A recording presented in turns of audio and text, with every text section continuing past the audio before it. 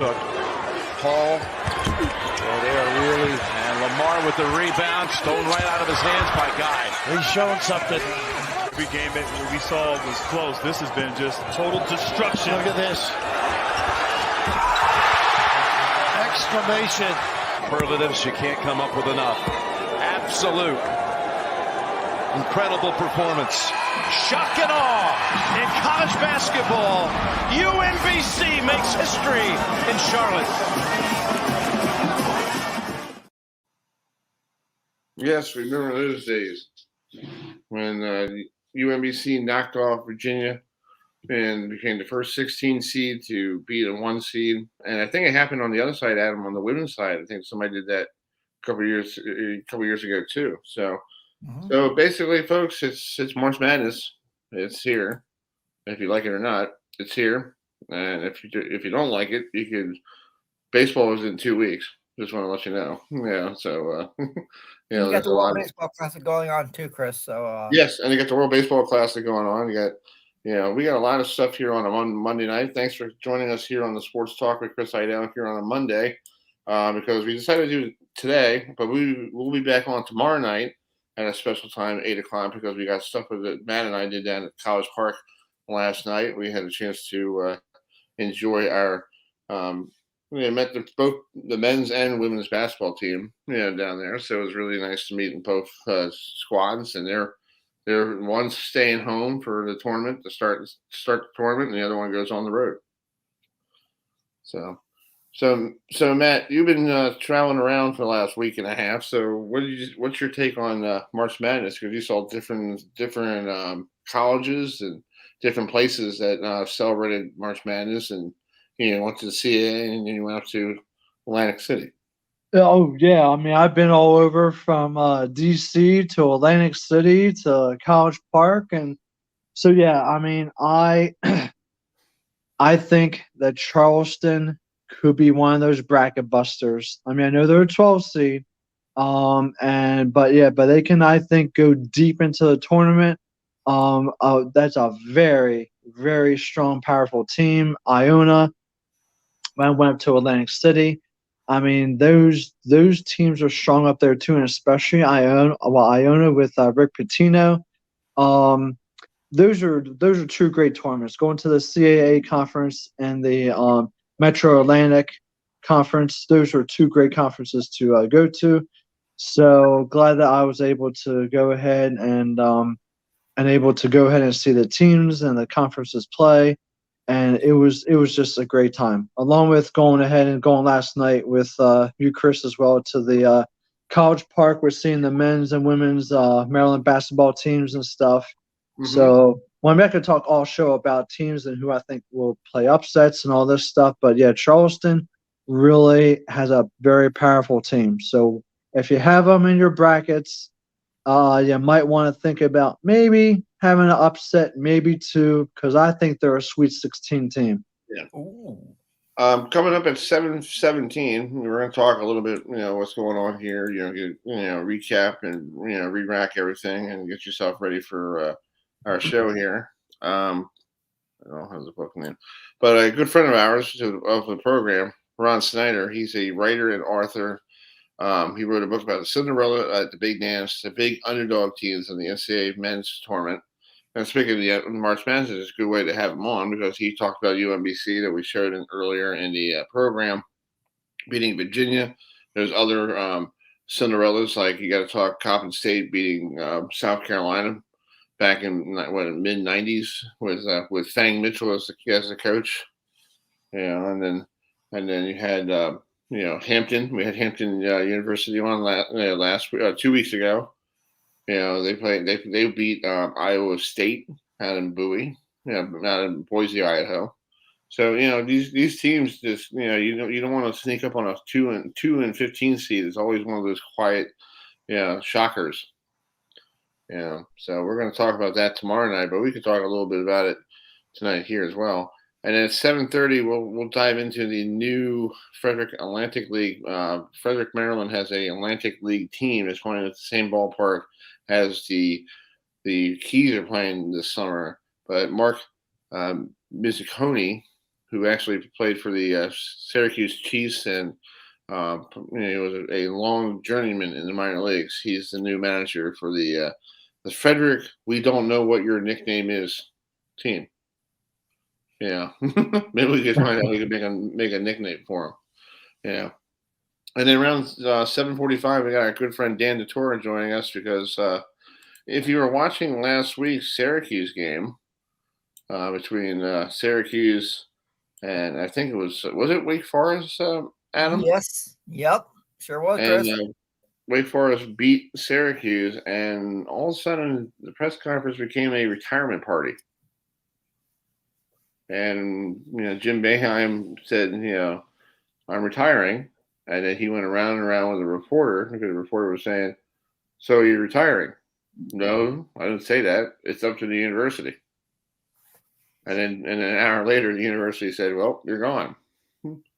So they bring in his longtime assistant, and Dan Tortora has been living up in Syracuse for a very long time, and he covers the Syracuse Orange, or before that was the Orangeman, and we'll listen to Dan what he thinks about it. I think he was Matt and I were talking about it yesterday, and Adam, I think he was forced out. Yeah. Yeah, because you don't force somebody out who's 47 years in your university and smells like Bobby Bowden. Because Bobby got kind of shown the door, because they had Jimbo ready to go. And Dan Tortora was in Greensboro for the ACC tournament last week, and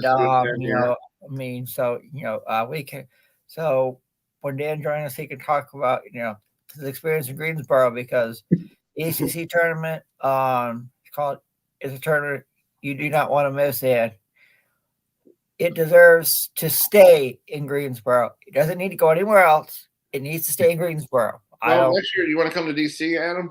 Because it's coming to DC, so you want to come up? Yeah, that's right. It's called. Yeah, maybe all three of us will try to get a pass or something, and all three of us come down and cover and you can get the experience of the ACC, dude. Oh yeah. Maybe we'll work on get your pennies together, and maybe we'll do have you come up for the weekend, because it's a Saturday night. It's the championship game. Yes, it is. So basically, you can come up Thursday is the quarterfinal, Friday is the semifinal, and then Saturday is the title game, and then you'll be home, and then you can leave and be home Sunday. Yeah. And if you have to work late or something, or work with your company, they could actually give you maybe Sunday off, or you could work. You guys are open at 10 o'clock? Yeah. Well, actually, I don't work weekends, so it's like I only work Monday through Friday. Look at that. Oh, nice. Yeah, look at that. You don't work weekends. So maybe you could take off Thursday and Friday, and we all could go up there to DC. Sure. Yeah. I'd be down for that. Well, but Adam, you just said that you never want them leaving Greensboro, right? Yeah, but I mean, but let's look at the ACC schedule. ACC men's basketball tournament future sites. Okay, let's see. Future. Yeah, here we go. All right, let's see if we can bring this up here. Well, while Chris is looking that up, a NCAA tournament statistic. Here we go. Nope, that's old. Okay, here it is. Well,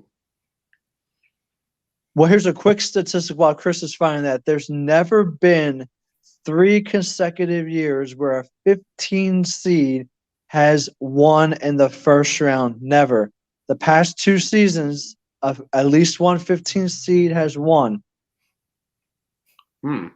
Just an FYI for you bracket busters out there.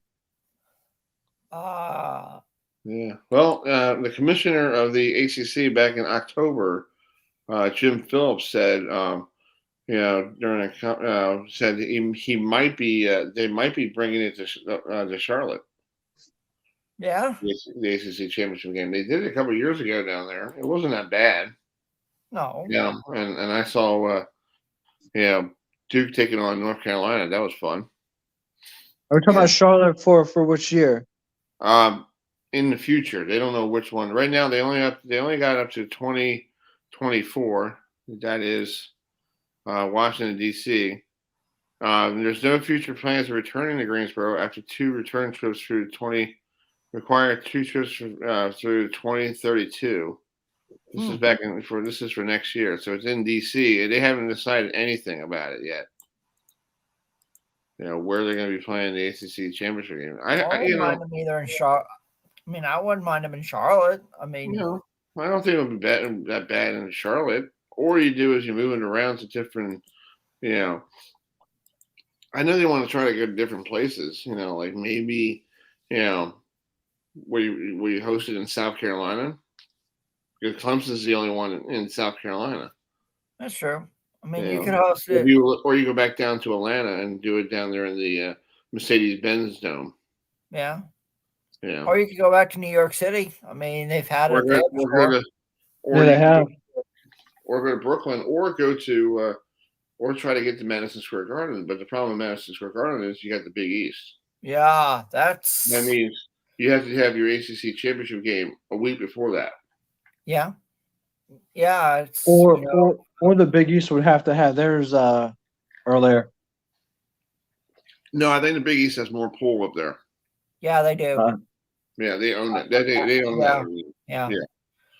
I mean, you could go down to New Jersey. I mean, you could go, you could go to Brooklyn. They could play in Newark, New Jersey. In Newark, yeah. Yeah, Newark, New Jersey. They could go to the new state.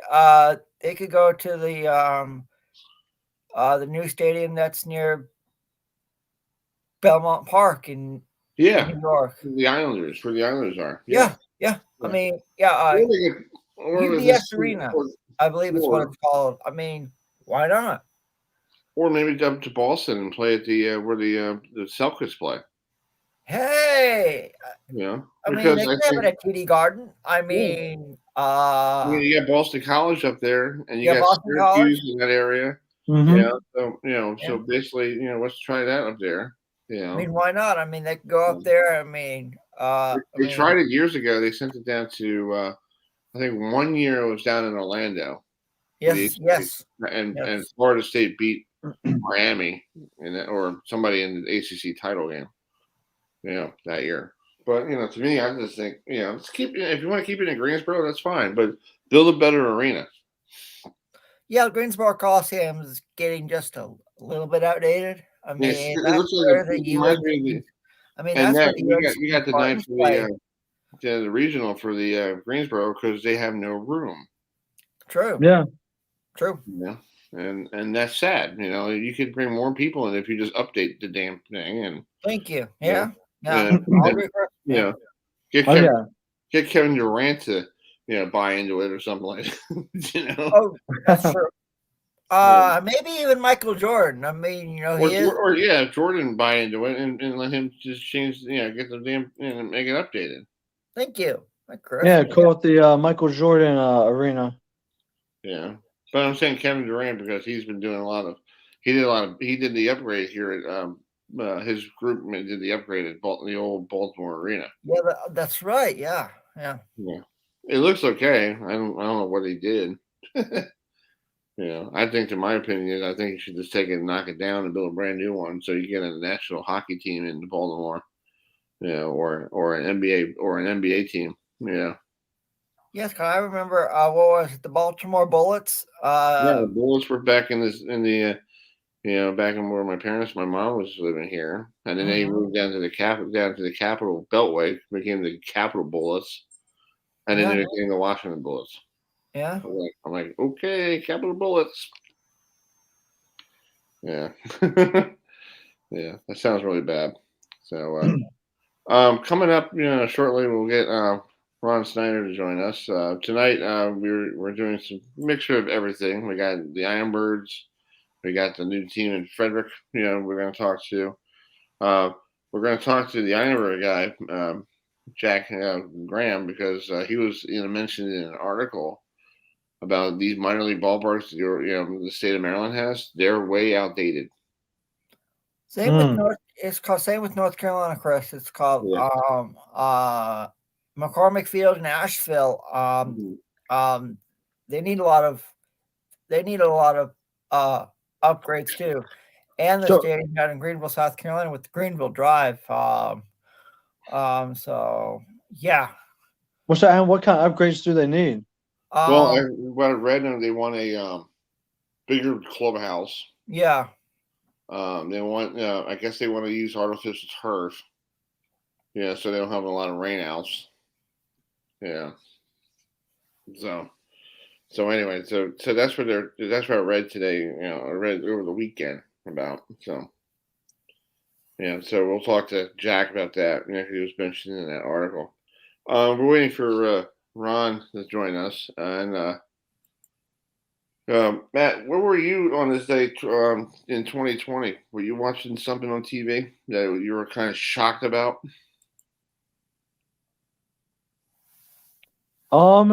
Yes, I was. I was very shocked, and you have it right on the screen. I mean, the players. Well, you have it on the screen. So, Yeah. but well, in fact, speaking about golf, speaking about the Players Championship, yeah, it was postponed and everything. But also, guess what? What? Scotty Scheffler won this past weekend. So he won the Players Championship this past weekend. So congrats to Scheffler and he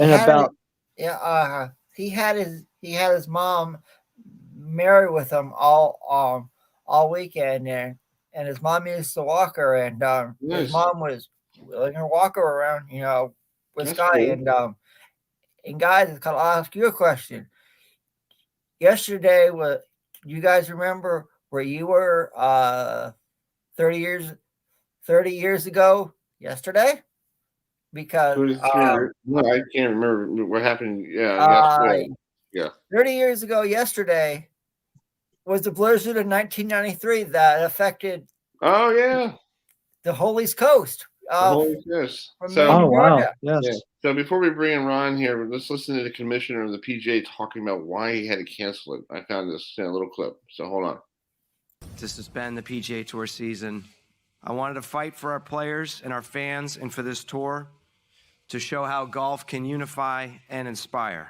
Our goal now is to focus on a plan for the near and long term and maintain the strength we've built through our organization over the past 51 years. And I'm confident we'll do exactly that. I stood up there yesterday after playing and was like, look, it's, doing what they did was a step in the right direction, but they were saying they were taking it hour by hour and, seeing how it would all play out, and yeah, here we are. Because at that point as well, we knew nothing about COVID.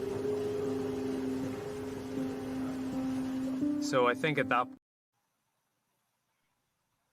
Yeah. And when guys, real quick, in less than a month comes the best tournament of it all, the Masters in Augusta, Georgia. So for you golf fans out there, like myself, I can't wait for that.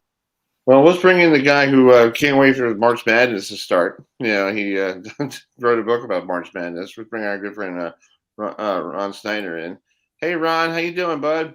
Good evening, Chris. Thanks for having me today. I appreciate it. No problem. Yeah, because it's March Madness, and I just think of you now because you wrote that book about the Cinderella and the big dance and the underdogs. How did you start this book? Because I know everybody knew about UMBC beating Virginia.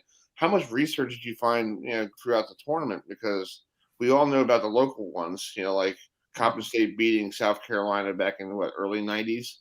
97. 97.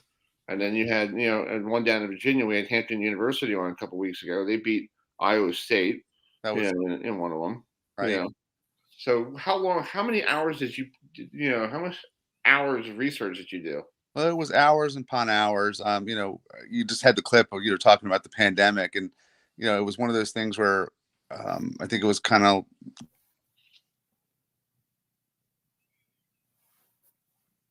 Yeah, maybe the internet. You still there, guys? Yeah, I'm here. Okay. Yeah, Are you there? Yeah, I'm here. Okay. Oh, sorry. Can you hear me now? Yeah, we can hear. It's all right. The weather Yeah, outside. you're wrong. Yeah.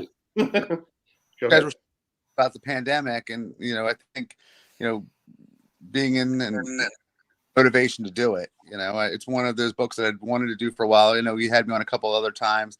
I've done a lot of local books. I had the Season to Forget about the 1998 Orioles, and had a book about the Baltimore Stallions, the old CFL team. But I wanted to kind of branch out a little bit, and I've always grown up, watching that first weekend of the tournament, and I think those are the stories that that really make me remember March Madness. I can remember those stories more than I can remember who won the national championship day. 2016 or 2018 is always going to be remembered for two things. It's going to be remembered for UMBC, and it's going to be remembered for Sister Jean with Loyola Chicago. Right. 1998, the shot with Alpo. 1990, I think of Bo Kimball shooting the shot left-handed, after Hank Gathers died. So I think, it's one of the few events where, we remember more of the underdogs, teams that didn't win, than oftentimes the teams that did. Yeah. And Maryland was part of that, one of those too, because they had a buzzer beater against UNC Wilmington to beat them with the buzzer. I was reading that the other day. One of the players from the Seahawks was like, "Yeah, we had a chance to beat the defending national champs, and this guy Drew Nichols came out of nowhere and shot a three from downtown, and Maryland won." And Maryland didn't go on to repeat, but I guess that's still in their crawl in their beard down there in Wilmington for that shot.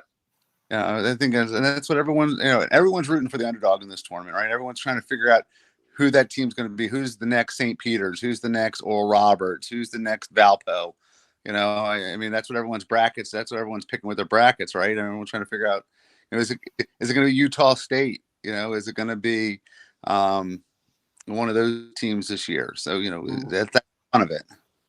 Yeah, and also like years past, we talk about these underdogs, like like we were just talking about. We'll see, like years ago, George Mason. We didn't know who George Mason was. Yeah, it was like one of these like CAA teams that okay, George Mason was a good team in the CAA, and Jim Larrañaga's down in Miami now.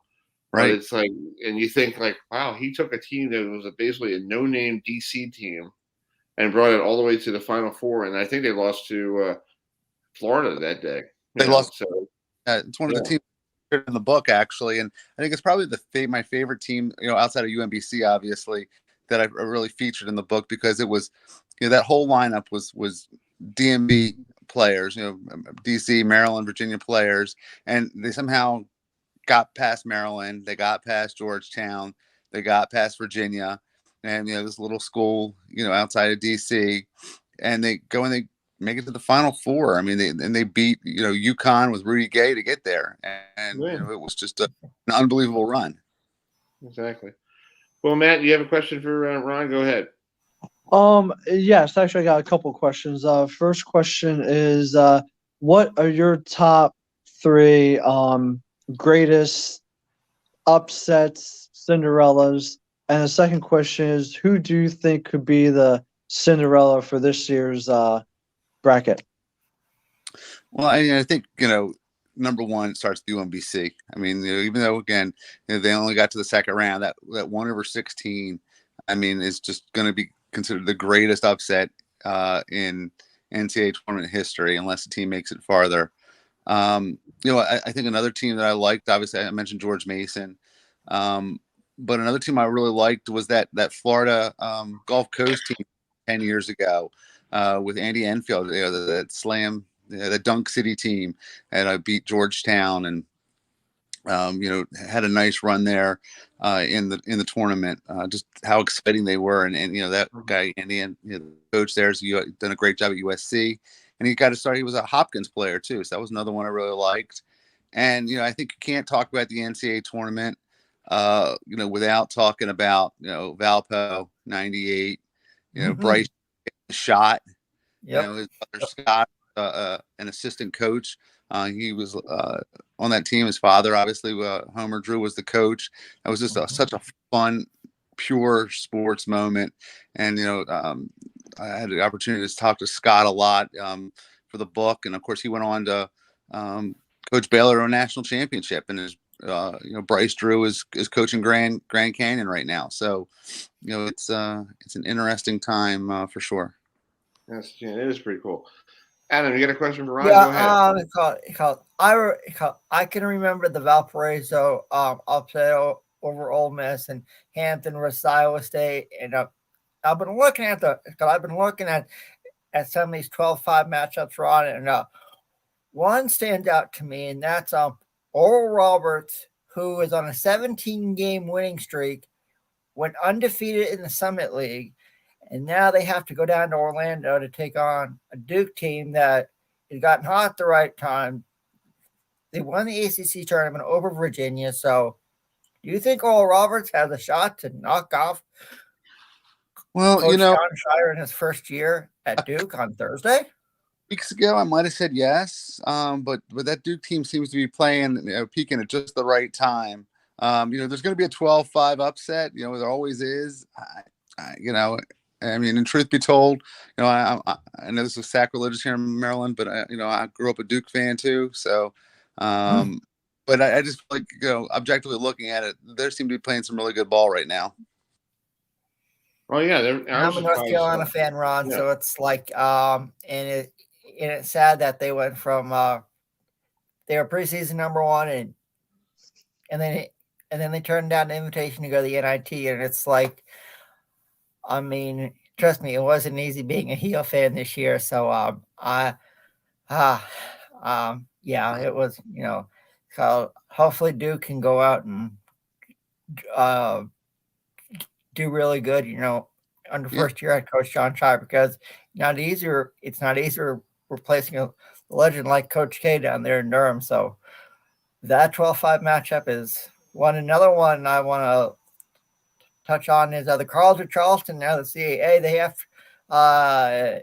they're playing San Diego State. You think College of Charleston has a shot to upset the Aztecs on Thursday? I do, and that was a tough team to root for. I'm a Towson alum. I really was hoping my Tigers could get into the tournament for the first time since 1991. But that team, that team's playing some really good ball, and in a time where there's a lot of portal players and NIL players, you go look at he built that team. There's a lot of D2 transfers, and he really pieced that team together, and they're just buying in. So. And you never bet against the CAA in the tournament. I know it's a much different league now than when VCU and George Mason and those teams were running rough shot. But the CAA is a team, is a league that's had some success in the tournament. And Ron, speaking about Towson and everything, I was at the CAA tournament, and boy, Towson versus Delaware, what a rivalry! I mean. Those teams, that is one of those rivalries like Ohio State versus Michigan in football. I mean, I saw both those teams play on the court, and it was absolutely unbelievable and extremely physical. First of all, the CAA, their whole conference is physical. Every team is physical, but with that game, it was amped up probably about 100 notches. So just talk about that rivalry game with Towson and Delaware. Towson and Delaware, of course, Delaware beat Towson in the tournament last year, so it was a little bit of Towson got some revenge this year. But it's a rivalry that spans several leagues. I mean, they were in the America East together. I believe they were in the old ECC together, East Coast Conference back in the day. Them and Drexel and Hofstra, they've kind of been grouped together, and they've all kind of made their way to the CAA. It's a geographic region that Carpenter Center's a great place to play. Sekou Arena is a great place to play. Pat Scarry has done a heck of a job, building the program. Hasn't gotten him to the NCAA tournament yet, but I think it's just a matter of time. He's such a good coach. And one other matchup that I want to look at is Iona versus UConn, and Iona is coached by Rick Pitino, and the MAAC is no fluke. There's some tough teams in there. So Ron, you think Iona has a shot to take down UConn on Thursday? Because I think it could happen. It's possible. Iona's got a chance to be one of those Cinderella teams, and Patina's name's already been bantered about at St. John's. So, let's see if they're motivated to play for the coach. I think right now, I think the great thing about this tournament is that it's probably as unpredictable as ever. With transfer portals and NIL and all so much going on in college basketball right now. Anything's possible. So I mean, UMBC showed us that. And the book. My book, I really think that's what I loved about writing this book was that, these teams, with few exceptions, very few NBA players. A lot of people went to go play overseas. And other times, they helped lay the foundation for great coaching. You look at the tournament now, Shaka Smart, the job that he's doing at Marquette, took VCU to the Final Four. I mentioned Scott Drew at Baylor. Jim Larinaga at Miami. Ryan Odom's, got Utah State playing some great ball. Obviously, the job that he did at UMBC. And so, when you see these Cinderella teams, you're looking not only at some great teams in college basketball history, but you're looking at the people that could be the next Coach K, the next Jim Boeheim. Because again, we're in a really big state of transition right now. I mean, think about all the coaches we've lost in the last couple of years to retirement. Boeheim, Roy Williams, Coach K. That next generation is coming up the pipeline. So what's your Ron? If you can talk about the East region, and I don't have the paper in front of my sheet, but I believe the team like you got some really marquee teams in there: Marquette, Kentucky, Michigan State. I mean that's a tough region. And there's one other one that I can't think of off the top of my head. But, I mean, talk about how difficult that region is going to be. Well, and Duke is also in there as well. We talked about Duke and the way they're playing and Marquette. Again, I mean, they are playing some really good ball coming in. And Shaka Smart, didn't really get it done like they thought at Texas. But for whatever reason, he's got it back going on with Marquette.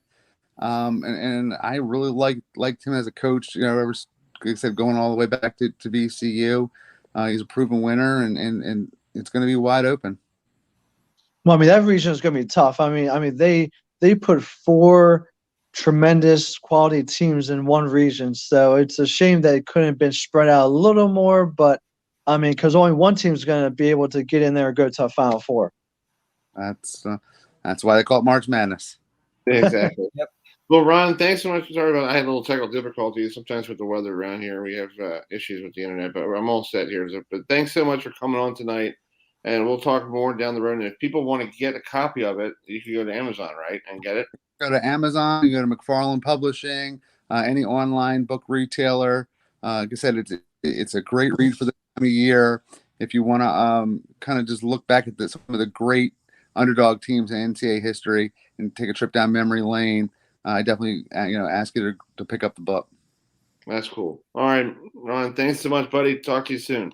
Have a good one. All right, see you. That's Ron Steiner, who wrote the book about the Cinderella and the big dance of the basketball tournament. So sorry about that, guys. Had a little, Oh, it's all right. It's all right, Chris. Yep, but you guys carried it on pretty good. So, Adam, bring in this next guest. Yeah, I'm sure it's called. Our next guest has done a lot of traveling through the minor leagues. He was with the Augusta Green Jackets. He was with a lot of teams in minor leagues, and now he is the new manager of the Frederick Atlantic League baseball team. So if you're a baseball fan and you live in Maryland, you need to go check out this team. So let's bring on the manager of this new Atlantic League team out of Frederick, Maryland. He manager Mark Minicozzi.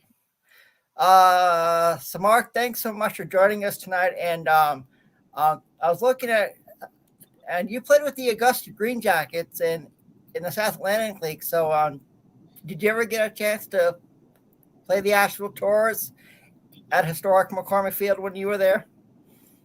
Hello, boys. How you doing? Unfortunately, I only played in Augusta I think I was in Augusta for like 10 games and only 3 days in Augusta. It was a rehab stint I was doing before I went back to AA. So I did get a drive by Augusta National, but I wasn't there at the right time or long enough to be able to play it. Oh, okay. Well, you've had your college ball, Mark, at East Carolina. So, what was it like playing at East Carolina? I think it's a very good baseball school. People know more about basketball and football because I know football has the coach from JMU down there. Yeah, I mean, it's been a perennial powerhouse in college baseball for about 20 years now. I went to East Carolina, I think in 2004. Geez, I'm getting old. 2004, we got as high as third in the nation. I think right now they're in the top 10 or top 15 in the nation in baseball right now. So, it's a great school that has produced, several major leaguers and actually a lot of coaches now. You see a lot of coaches around college baseball that come from East Carolina. And, we got a first base coach for the Los Angeles Dodgers and Clayton McCullough. There should be a manager here shortly. And, a couple other guys. Sam Naren's another guy who came through. There's a pitching farm director for the Nationals. It's a school that has a lot of history and players and good players, and also has a very good, rich background of coaches. Sorry, I'm driving right now, trying to turn. So if you don't see my head going the right way, it's because I'm just getting home. I was over at the Angels complex today in Arizona. We're running a showcase team and. Mm-hmm.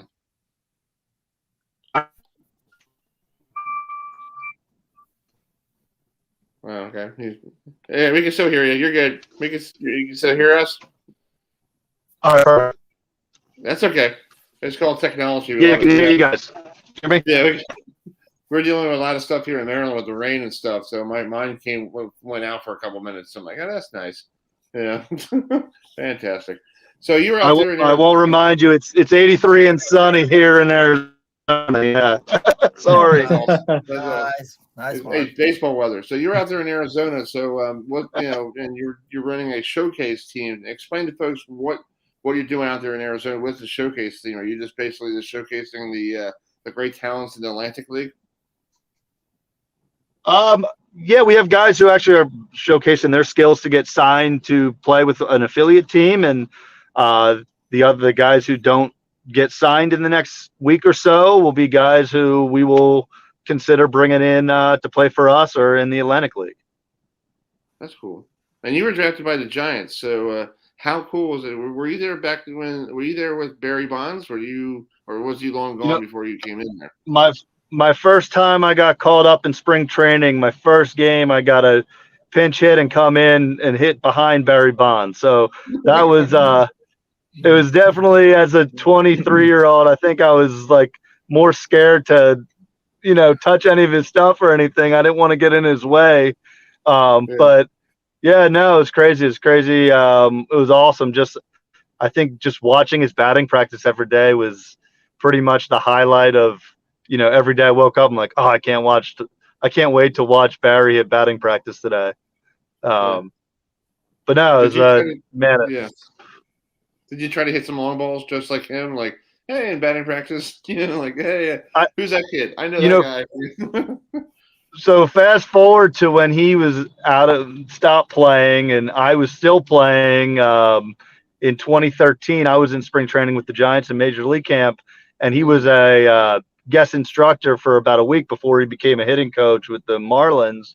And I got to spend a couple hours in the cage with him, and my eye-hand coordination's not as good as his, so things that he could do, I can't do. But it was pretty awesome to get tips and just be able to work one-on-one, or, at the time it was me, Hunter Pence, and a couple other guys would be in the cage with them and just soak up that knowledge. There's very few times in your life you get those moments to sit there with Barry Bonds or, take ground balls with Omar Vizquel. And, I soaked up those opportunities and tried to take as much knowledge as I got from those kind of players and all the players at every place I played, and now can hopefully transfer some of that knowledge over to the guys who are striving to get either to the big leagues or back to the big leagues.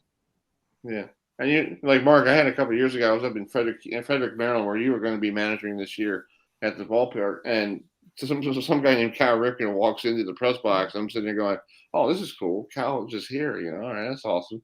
It was just Cal and I sitting there watching the game together, just listening to, and I'm listening to his stories. And I'm thinking to myself, did I earn this? This is pretty cool. Just sitting here listening to a guy who is a Hall of Famer talking shop with me about baseball. I lost you. Huh? Did you hear me? I think outside in Arizona. Yeah, Mark's in Arizona. So, Mark, can you hear us? Oh. I don't know. You might want to log back off. Yeah. Well, we'll get him back on hopefully in a minute. But anyway, it seems like he was like that's pretty cool. They had a chance to have batting practice with Gary Bonds. Oh yeah, that's pretty cool. Yeah, I know you took some steroids, but he was a good hitter. His dad was a great hitter too. Yeah. Mm-hmm. Yeah, Bobby Bonds. Yeah, he was good. So hopefully Mark will be logging back in because he's hopefully home by now. Out there in Arizona. So hopefully he'll grab. Yeah, there he is. Hopefully we'll bring him back in here. You gotta love technology, folks. Yeah. True. Yeah. Whenever you went down to Disney World in 1980, and they're like, "Oh, in the 80s, this is going to be great. You guys to sit home and talk to people."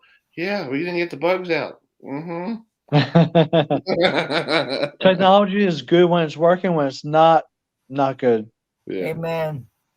Yeah, let me see if this is Mark. Maybe his video is not working. Maybe we could hear him. I don't think we can hear him. No. Anyway, we'll wait for him to log back in. Folks, a little brief history about him. He was actually a manager. Started his managing career in 2021 with the Charleston Dirty Birds of the Atlantic League. Led the team to a playoff berth. So that's not bad for his first year being a manager, going to the playoffs. Mm-hmm. Yep, not bad at all. Yeah, and then last year he served as manager of the Kentucky Wild Health Gremlins. No, I think it's wild. Okay, that's a weird name. Yeah. Yeah. I mean, there's so many. I mean, I mentioned the Augusta Green Jackets. I mean, it's like, there's so many. All right, here's Mark. We got Mark in here. He's probably back in his house. So Did I lose you guys? I'm sorry. That's okay. You're all good, Mark. All good. All good. We love having people walking around and driving, we had a bowler on a couple. I had a guy on Kyle Troop years ago. He came on like a year ago, and he's driving around like, Kyle, are you driving? And he's like, yeah, I'm going to the supermarket. I was like, if you get pulled over, I can't pay your speeding ticket. Okay, forget that idea. Yeah, but we were just talking about. You were saying you had a chance to talk to Barry, hang out with Barry, and get to know Barry during the batting cages and all that stuff. And you're just sitting there going, this is cool, talking shop about with a guy who is a Hall of Famer. And I was just telling you, I was sitting in the press box at your ballpark, if you're going to be in Frederick, and it's just Cal Ripken and myself just sitting there talking, watching. Yeah, he played a couple of big league games, didn't he? Yeah. That's about right, Mark. Yep. And Mark, I'm sitting there myself going, okay, I'm a Met fan, okay, and I'm talking to an Orioles legend, and I'm sitting there, and he's just having a conversation with me, just having a shop, just talking, having a good time, talking about different things, and off the microphone and all that stuff. And I'm driving home going, did that really happen? Like that's like one of those things you will never get an opportunity to have it back. Never have another opportunity. And you probably felt the same way about meeting Barry and sitting there and talking to Barry, saying, I don't think I'll ever have a chance to do that again. Yeah, no, I mean, there's amazing opportunities you have playing baseball. I remember early in this pitcher's career, he actually slept on my couch for an entire spring training. They called him the Freak, Tim Lincecum. Yes. University Yeah. of Washington. Nice. I That's remember awesome. him. He won spring training. He spent almost the entire spring training on my couch. But it's crazy. You have all these crazy stories of being around guys, and how you say Cal Ripken, you're just talking like he's a normal person and just super personable. I think that's segueing into the season.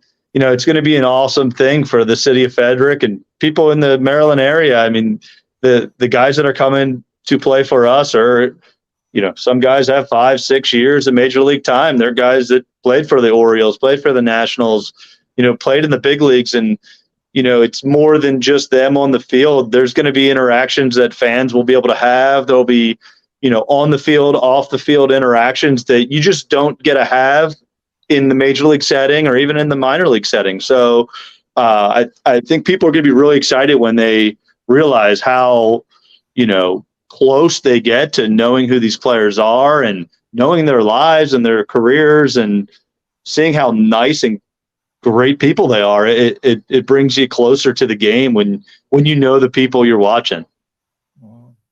Yeah, I think it's cool. This Atlantic League, you get an opportunity for me, an old school baseball guy, get a chance to meet Wally Backman. And I'm like, this is a guy who I grew up watching as a kid watching the Mets. Playing second base, dirty, sliding to second base, throwing balls on the back on his back leg, all that stuff, and getting dirty, all that stuff. And I'm thinking like, wow, this guy's a cool guy, and he knows who I am. I'm like, this is great. And people don't realize the Atlantic League is very cheap for people to go watch a game. It's very affordable, and plus Frederick is a great town. And I think what the Orioles did to them was kind of wrong. Just saying, hey, we're not going to be here next year. And that's just not right for an organization that was there for more than 20 years. We're excited. I'll tell you this, we are more than excited to be there, and just going from that A-ball caliber of level that has been there for 20 years to really see how baseball has evolved.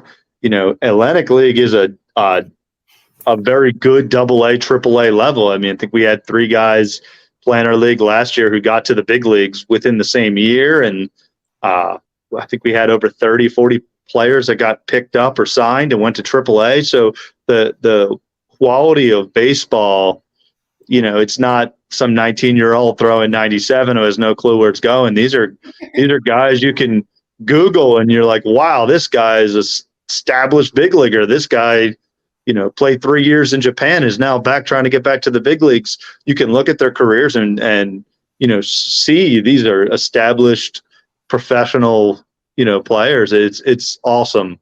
It's awesome to be a part of. I love watching it because these older guys also are not only trying to get back to the big leagues, but they're teachers too. You'll see guys on our team who, are early 30s, and they're working with the 24-year-olds to make them better. And it's a unique experience. And, I think the fans, once they start learning these guys and learning the league, they're going to just love the, type of baseball they're watching and just the people they're meeting. One thing that's different, these guys that are coming here have chose to come here. It's not like an Orioles affiliate where it's like, oh, well, you're off to Frederick, that's where we're placing you.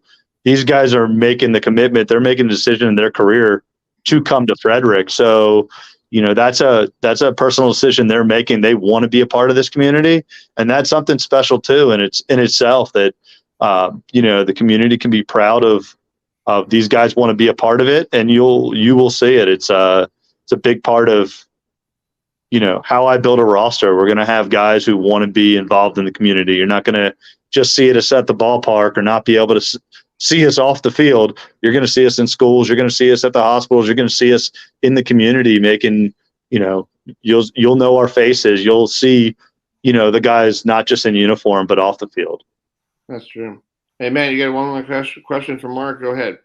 The last question. Yes. So Mark, when you were a former baseball player, what did you learn from that you used in your everyday life? That I use in my everyday life? Or maybe not your everyday life, but that you have integrated as a part of your life. Baseball is a game to live in the moment. I mean, you have you play a game, you can go 0 for 4 one day, and it seems like the worst day in the world, and you wake up the next day and you go 4 for 4 the next day, and it's the best day in the world. From those experiences, having those ups and downs and having good days and bad days from baseball, you learn, to enjoy and appreciate the good days. And, you learn from the bad days and realize that bad day, as bad as you think it is, it's not that bad.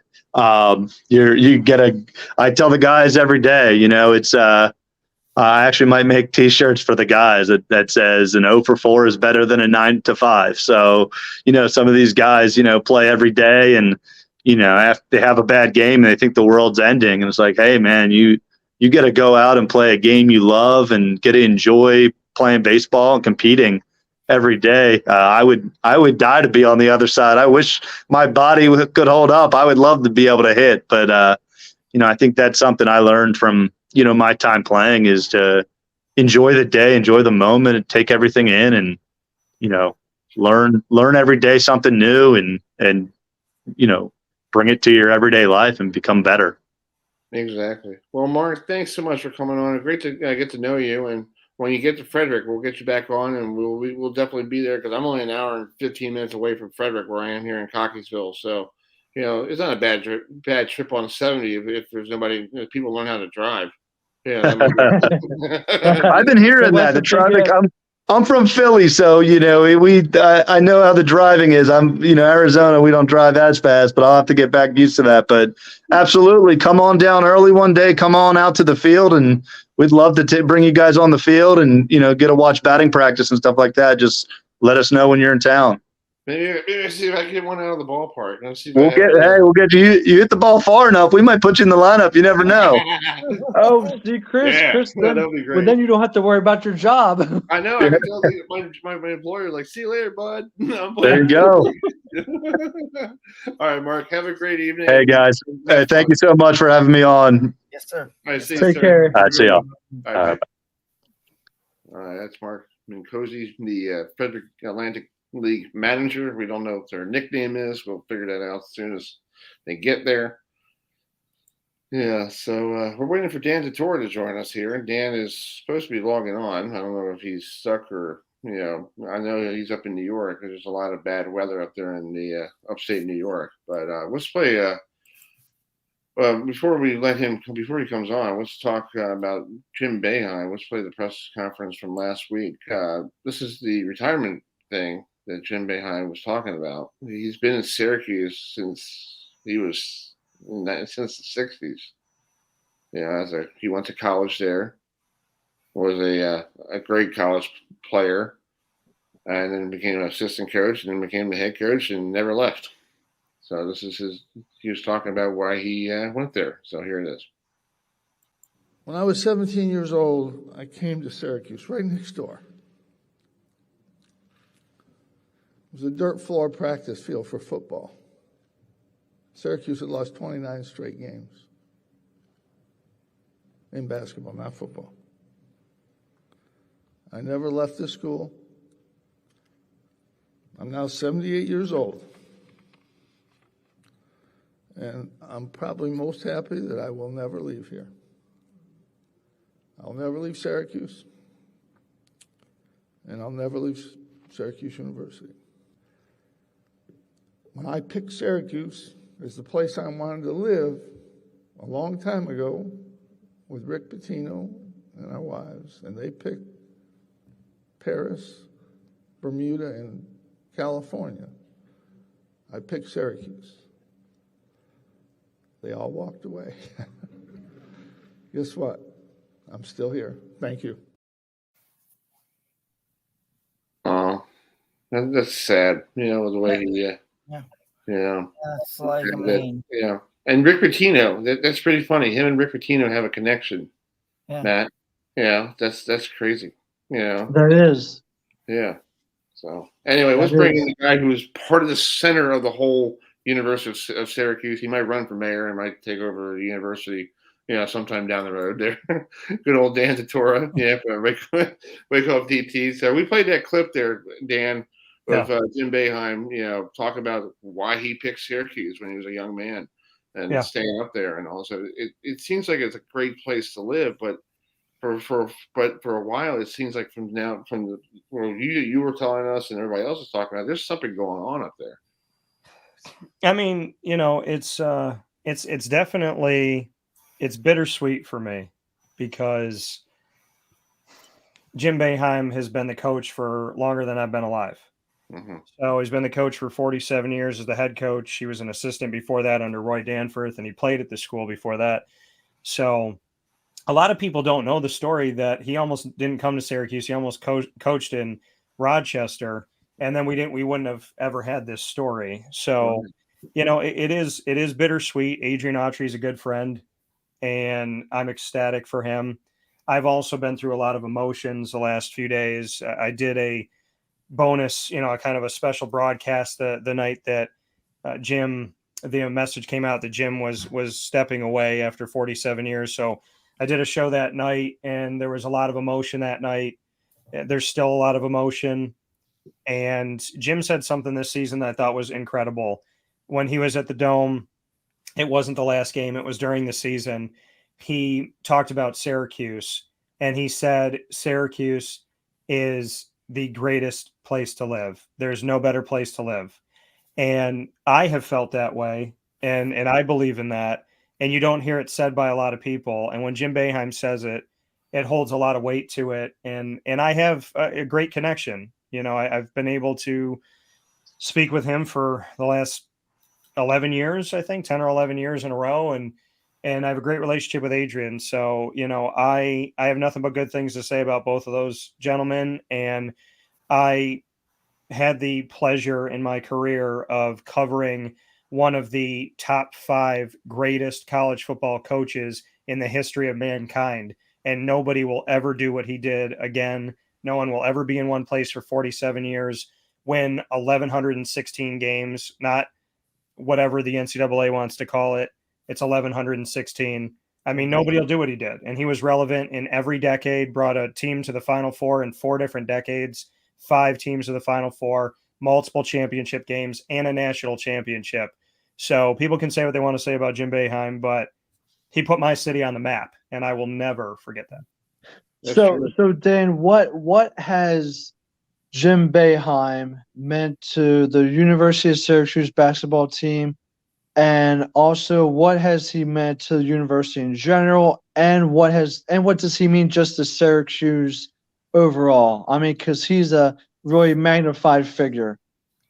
Yeah, no, I appreciate the question. He to the basketball program, he is the basketball program. Mm-hmm. And I don't want to take anything away from Roy Danforth or anybody else, because I appreciate what they did before. Jim Boeheim made Syracuse basketball what it is. What is he to the university? This university wouldn't have – people forget about this. He didn't just get guys to come play for this basketball team. Jim Boeheim, because of what Syracuse is and because of the success that they've had, people came to Syracuse to study biology, to study communications, to study to be a lawyer or whatever it may be, because they wanted to be at Syracuse, not just for their education, but they wanted to go to the Dome, which there is no better college venue in America. There's I've been to Elite 8 and Sweet 16 games that fill out their arenas of pro teams at 19,000. Syracuse's Dome at 19,000, that's a tiny crowd. I've seen 34,000, 33,000, 35,000 plus at a basketball game, which is unheard of. If you look at the records on campus, Syracuse has, I would think, all of them. Number 1, number 2, number 3, and so on. So what has he meant to the university? He's brought a lot of people here, not just for the basketball program. And what does he mean to the city? I have a joke about, I went to Marywood University for college in Scranton, Pennsylvania. And I had a friend of a friend who came into my dorm room, and they saw my sign, which is actually right here in the studio, that says, the one that's right here that says "Cuse is in the house, oh my God." And she said to me, "What does Cuse mean?" And I said, "What?" And she said, "What does Cuse mean?" And I said, "Where am I from?" And she said, "Syracuse." And I said, "Okay. Sarah Cuse, Sarah Cuse." Right? I said, "Look at the sign again." She said, "I don't get it." I said, Oh boy. we're not friends anymore. That was freshman year of college. I did not. You told her to get out. I didn't talk to her after that. So, and I tell that story because most people know how to spell my hometown because of Jim Boeheim. Yeah. And like what you're just saying about Boeheim, if you think about towns, like cities, and I know he's in the Big East. He's known more about the Big East. Yeah, he's not the ACC. He put the Big East on the map because back when the Big East was trying to get their basketball schedules up and running, here's this little school in upstate New York that basically wanted to play against UCLA, who wanted to play against Alabama, who wants to play the big names, and that's how the Big East started, right? And then they went off to the ACC, and I feel like when they've been in the ACC, it's been a struggle because you got some of the other teams like Duke, North Carolina, and everybody else, and Syracuse is trying to find that identity of like we were the Big East. Okay, Pitt came along with us, Boston College came with us, Miami was with us, it just seems like to me like he tried, Boeheim tried to bring back what the Big East was in the ACC. Well, I mean, with all reality, the ACC has 15 schools. Half of the ACC is the former Big East. Right. Yeah. So when you look at it and you say 15 schools, you have 8 that are ACC schools, and then you have Miami, Boston College, Syracuse, Pitt, Louisville, Notre Dame, Virginia Tech. I mean, right there. I mean, if you want to look at the Big East and what the Big East meant to basketball, if the ACC didn't respect what the Big East was, why did they assume half of it? And, I mean, I'm a Big East kid. I've always been a Big East kid. I was just having a conversation about the Garden, and there's nothing like the Garden. So, I mean, if you come up to Syracuse and you walk up and down the street here in my hometown and you talk to darn near anybody, especially anybody in their 30s, 40s and higher, you talk to anybody, they still 9 years later miss the Big East. The players miss the Big East. And the coaches and I would talk about the Big East. And the thing that like breaks your heart was so emotional. Last year, the ACC tournament was at the Barclays Center in Brooklyn, and I covered both because the Big East was right down the road at Madison Square Garden. So I was going between the two on the subway, and I felt like I got really good at New York City figuring things out. And so hopefully I can keep up my mind on that because I know it's an ever-changing like jigsaw puzzle. But I went to the ACC, and then I shifted over to the Big East in the same night. I walked into Madison Square Garden, hadn't been there in 9 years. Last time I was there, Syracuse beat Georgetown for the last time in the Big East tournament and moved forward from there. By Musakita hit a bunch of clutch free throws toward the end of the game, went to overtime, won the game. I go into the Garden, and they put up the Big East moments on video, the greatest moments of Big East tournament history. One of the first things up there was Jim Boeheim in Syracuse. And it made me feel great that you kind of look at it like a relationship, and Syracuse and the Big East broke up, right? But they didn't necessarily want to break up. So then the Big East has this video up. Like, if you see this, it's like putting that light on in the window. Like, if you see the light in the window, maybe you'll come back. Yeah. And it was beautiful and heartbreaking at the same time because I saw UConn, I saw Seton Hall, I saw St. John's, Georgetown, Villanova. And it felt like if Syracuse and Pitt and a couple other schools were here, the band would be back together. And it was heartbreaking. So, I mean, does Syracuse make sense in the ACC? No. I love the ACC. I love the way they treat me. I feel the same way about the Big East. If you're asking me as someone who's covered sports for almost 20 years, Syracuse is a Big East school. They belong in the Big East. They would be great in the Big East, and life would be better for them in the Big East. I think they get lost in the ACC. And to paint a perfect picture of that, when I was in Greensboro and they were playing Wake Forest, somebody yelled out over my shoulder from the crowd, "Send them back to New York." And my response to that was, if we were in the Garden, we wouldn't have to be anywhere else. So Thank you. Thank you. I don't disagree. Yeah. I agree, Dan. And like we were just talking about, we could do a whole show about different things and people in towns, and like here, like I'm here in Maryland at College Park. Yeah. And they're still stuck on the ACC. Like, yeah, they won a Big Ten coach championship, whatever, a couple of years ago. But if you go to a Maryland basketball game, it's nothing but Len Bias. It's all about, North Carolina, Duke. We still hate Duke. We don't like Duke. We don't like North Carolina. And I'm like, you guys been in the Big Ten for how long? 10 years? Get it over. Okay, if you don't want to be, you need to come up with better videos. If you're still stuck on the ACC, go back to the ACC for basketball and leave the football program somewhere else, So like, come on, and to me, it's like, yeah, you're talking about the glory days, but like we're like the ACC network has the ACC tournament, that whole documentary. Yeah, we talk about the glory days of Maryland basketball. Mm-hmm. That was only part of the late 70s, early 80s. That was it. Ever since when I got here from New York, from Long Island, they stunk. They were terrible. They were banned on TV. They couldn't go to postseason. Some guy named Len Bias killed himself. What's the name? The guy, got fired. Lefty Duxelle got fired. And then you were banned for 2 or 3 years for postseason. So I didn't even know there was basketball down at College Park until Gary Williams showed up. Yeah, I mean, I did the whole put it on the map and break it down last year. I did a realignment map, a physical map on the show. And I argued that Maryland could go back to the ACC. They could assume West Virginia as well. And I was kind of looking at how they could get themselves to a place of having almost 20 schools.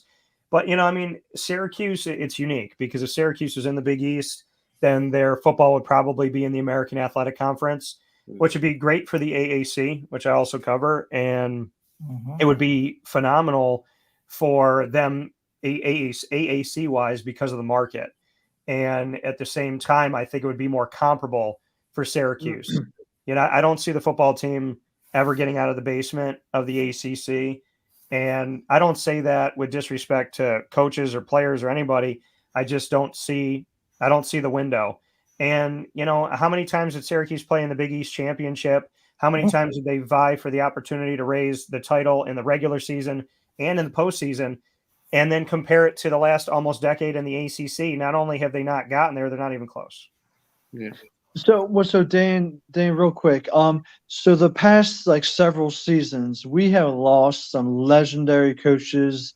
Mm-hmm. Coach Roy Williams, Krzyzewski, now Mike Bray, and Jim Boeheim. Why are these coaches retiring? And why are these legendary coaches retiring? Well, it's funny you asked that because I asked that question to Jim Larinaga of Miami during the ACC tournament. And he said, he's not going to speak for anybody else. He's, concentrating on Miami. But I've talked to him about it, and I spoke with other coaches over the ACC tournament about the transfer portal. I spoke with Leonard Hamilton at FSU about it. And, Leonard said, you used to know who you were going up against. Mm-hmm. He said now, because of the transfer portal, you really don't know what you're preparing for. You don't know what's coming. Right. So to answer your question, am I in the brain of Mike Bray, Coach K, Roy Williams, Jim Boeheim? No. Do I find it eerily strange that all of these incredible coaches put Jay Wright in there, Villanova? Did I think Jay Wright would retire? He's 61 years old. And did I think he would retire? No. Did I think Coach K had more in him? Yeah. Roy Williams, yeah. I remember the last thing he did with the ACC tournament. And we did a Zoom call, and he was upset about stuff then, and then he just kind of vanished. Mike Bray at Notre Dame, 23 years. Jim Boeheim. I mean, and the thing that I just said this season was, if that theory is true, that coaches are leaving because collegiate athletics is not amateur sports anymore, it's professional, then why is Jim still here if all the other guys are gone? And now, we see Jim gone. So do I think it's 100% because of that? No. But do I know that it's different and ridiculously hard? And I've spoken to coaches on and off the air that have gotten out of coaching because they said, we saw what was coming over the horizon, and that's not college athletics.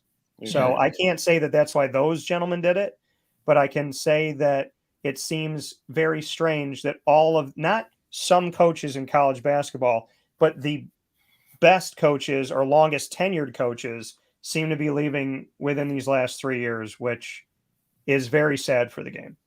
And it was a shame because, I mean, we have lost legend. We're not talking just hours. We're talking legendary coaches to the game of basketball. It is really a shame because those 4 coaches that I mentioned, we discussed, they meant a lot to the game of basketball and their program and also their town. So they're going to be missed. Oh, yeah. Yeah. Hey, Dan, what are you doing tomorrow night, bud? Because we're going to do another show tomorrow night. We're going to talk about the whole NCAA tournament, women's, men. Are you available tomorrow? Yeah, I mean, I just I flew home yesterday from Greensboro, and I decided that I always break down the tournament. Yeah. So I was like, you know what? I'm going to break it down. I'm going to do this. It was like 9:15. I did a bonus wake-up call broadcast. I finished the show at about 12:30 this morning. It was 3 more hours. I broke down all 68 teams. Nobody has an excuse that they don't know at least one thing about every team, because now I know one thing about every team. Not everything, but I know one thing about each team. So, yeah, I mean, I'm down to help out where I can. I do want to do one thing, though. I wore this shirt for a reason, and I got somebody listening in right now that knows why I wore this shirt, but I got to share it with everybody else. So I am wearing this shirt that has a husky turning into a raptor, and the reason why I wore this shirt is this is a Mitchell and Ness awesome Toronto Raptors shirt. I've been a fan since they came out in 1995.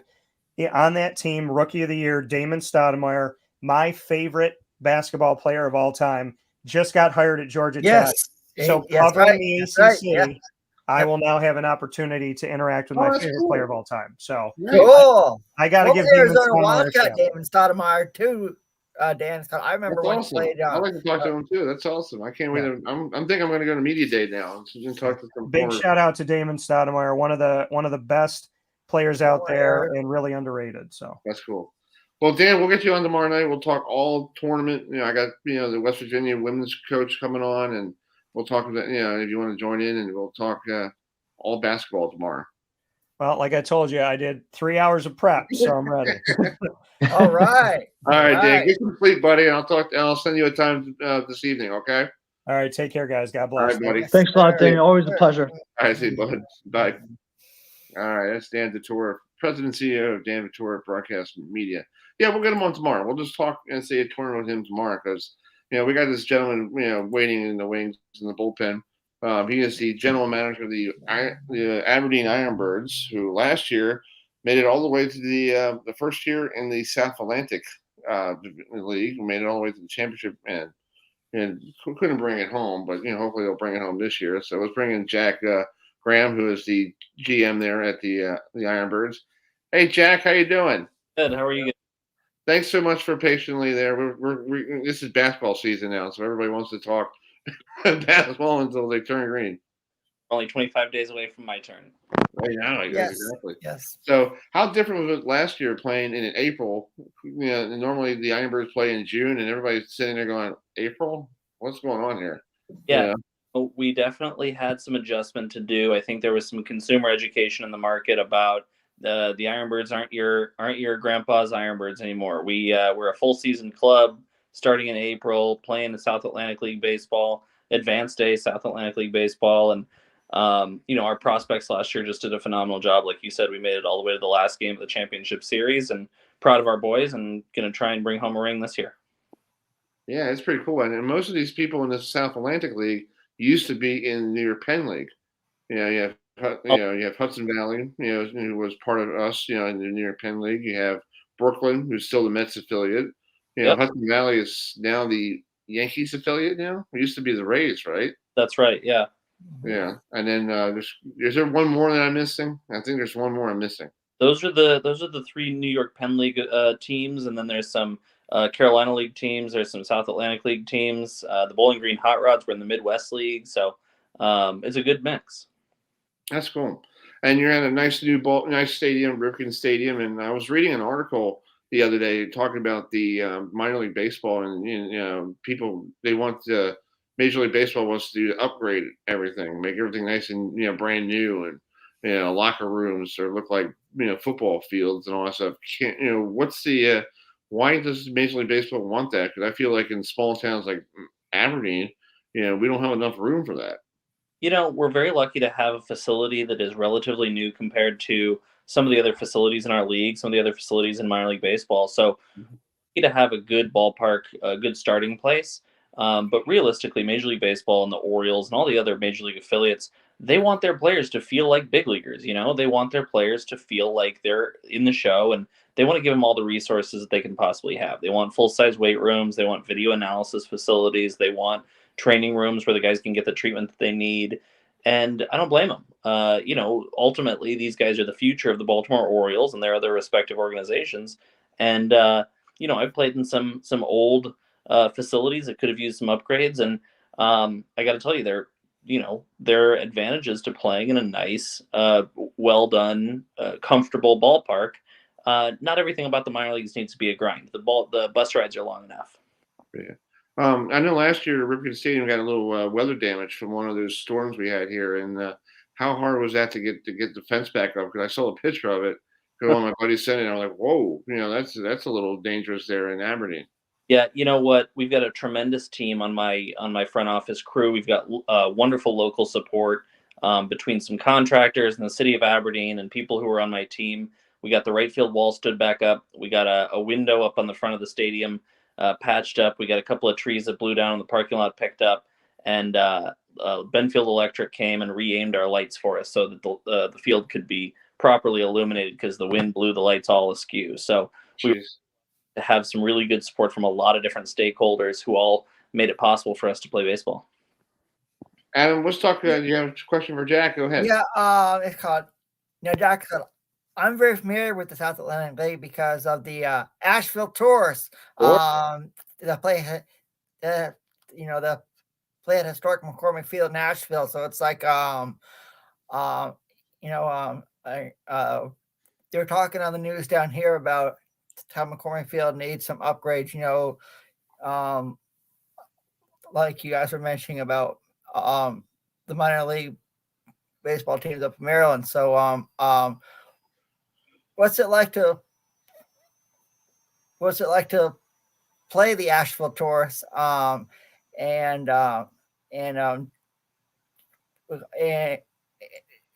when you come down to Asheville, North Carolina, have you had a chance to do any exploring? Because Asheville is a really nice city. It is. It's a beautiful city. It's interesting. I don't travel with the team now, but some of you guys may be aware. When I was on the Delmarva Shorebirds in 2014, I was the bullpen catcher. I threw BP. I hit ground balls. I carried the bat bag. I got to travel with birds and catch a lot of bullpens. And historic McCormick Field in Asheville, North Carolina, was the first South Atlantic League ballpark I had been to, other than Purdue Stadium in Salisbury. So it's a beautiful stadium up on the mountain in a beautiful, great weather for up on the mountain. Not always the case, but it was a really cool experience, and the town is great. The local support for the baseball team is great. Yes. Oh yeah. It's called. We love our. It's called. We all love our Asheville Tours. I mean, it's weird. Asheville at one was an affiliate of the Colorado Rockies for a long time, and now they're an affiliate of the Houston Astros. So it's like, I wish they were still with the Rockies. I mean, the Rockies minor leagues teams always produce some good players. So it's called. Hopefully, you guys will have another successful year up in Aberdeen, and hopefully, you guys will be nice to the Asheville Tours. You can give us a win or two when you guys play them. Maybe we can give you three. Maybe we can split 3-3 that homestand. I'll take that. I'll take that, Jack. I'll take that. That's awesome. Well, Jack, it's really great about the Ironbirds. It's been like a staple of Harford County for a very long time, and it's fascinating. I never thought of a summer without Ironbird baseball, and it's fascinating. The team goes back to the days at Harford Community College playing in front of like this old backstop with like the bullpen down in the corner, and I didn't went to the game because I heard about it, but it was like, ew. I was like, now Hartford Community College has a nice baseball stadium, but it's like it's been there for a very long time, and it's great for this Hartford County, and people don't realize it's cheap for people to go to. You guys have a great crab feast because my parents get they get a ticket to go down to the crab feast and they love it.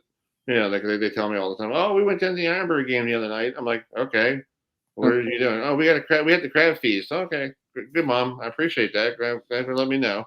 But it's affordable, and plus for 4th of July, you guys, if there's a home game, you get extra fireworks.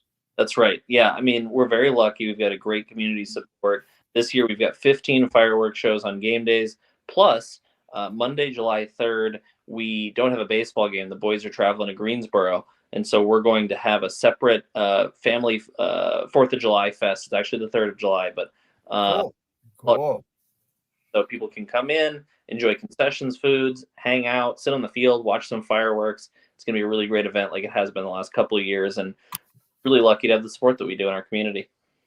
Yeah. Matt, you got a question real quick? Yes, Jack. So what improvements has the team made, has the Aberdeen Ironbirds made so that they can get better for this upcoming season? We're really excited. People who have been to the ballpark the last couple of years noticed that between the team and the city of Aberdeen and the state of Maryland, we have a new synthetic turf playing field. We have LED sports lighting. But, for us, a lot of it is happening behind the scenes, right? Improvements to the clubhouses, improvements to the dugouts. As far as the prospects who are going to be on the field, we're really excited because the Orioles usually give us the roster about 72 hours before opening day. That's usually when the guys show up 3 or 4 days before opening. There were a ton of prospects in Delmarva last year, just like there were a ton of prospects in Aberdeen. Obviously, we're hopeful that Jackson Holiday is going to come up, hang in Aberdeen for at least a little while on his way to the big leagues. So we're optimistic about the roster. We're optimistic about the guys coming and playing well in Ripken Stadium. And, we're optimistic about the weather on April 6th for opening day. That's cool. Well, Jack, thanks so much for coming on. And, we'll get you on before the start of the season. And hopefully this year with no more COVID situations, hopefully everything's back to it was, 2019 when everything was pretty normal, somewhat normal. And I can get up there and see you guys and have a good time watching a great game of baseball. Perfect. Thanks for having me, guys. All right, buddy. Talk to you soon. See ya. Thanks. All right. Let's check Graham, the Aberdeen Ironbird GM, who actually played with the Ironbirds the last time they went to the postseason back in the first couple of years. So that's pretty cool. So let's switch gears. Let's go back to we're going to talk some little college basketball here. Matt had a chance to go see a great game this time last week, right? No, my birthday was this time last week. That was a holiday. Yeah. Well, actually, there were 3. Well, actually, all the games were great, but the semifinal, both of those games were very close. I mean, well, the score doesn't indicate it, but it was extremely close. It was like the last minute of each of those semifinal games came down to the last minute of the game. Same thing with the championship game, came down to the last minute of the game with that as well. 3 very close games with the semifinals and championship game. Exactly. Well, Adam, bringing in this guy. Our Nick is called. We've had a commissioner here on the show before, the PBA Tour commissioner. We've never had a college sports commissioner on. And this guy is the commissioner of a very good conference, stretching from schools in Boston, Massachusetts, all the way down to Charleston, South Carolina, and he's a native of Massachusetts. So it's an honor to welcome in the commissioner of the Colonial Athletic Association, Commissioner Joe D'Antonio. Commissioner, thanks so much for coming on. And I was born in Malden, Massachusetts, so it's like I know where Abington is. And you guys are having in August are going to have a new school come in that's coming over from the Big South Conference. So talk to us about what it's going to be like to have the Campbell Camels join the CAA in the upcoming athletic year? Well, thanks, Adam. And first and foremost, to you, to Chris, and to Matt, thank you so much for having me on. It's a pleasure to be with the three of you tonight. Great to see all of you. Yeah. And Adam, you're correct. On July 1st of 2023, the Campbell Camels, Buies Creek, North Carolina, will officially become members of the CAA in all sports, including football. And we're really excited to welcome them into the conference. It's a great group of people there, starting with their president, right down to their athletic director, to their administration. And what I can tell you is they've had an awful lot of success in the Big South. And I know from my conversations with them, they're ready to hit the ground running and bring that success into the CAA. It's a great school, great group of people, and they're going to be a great fit for the conference.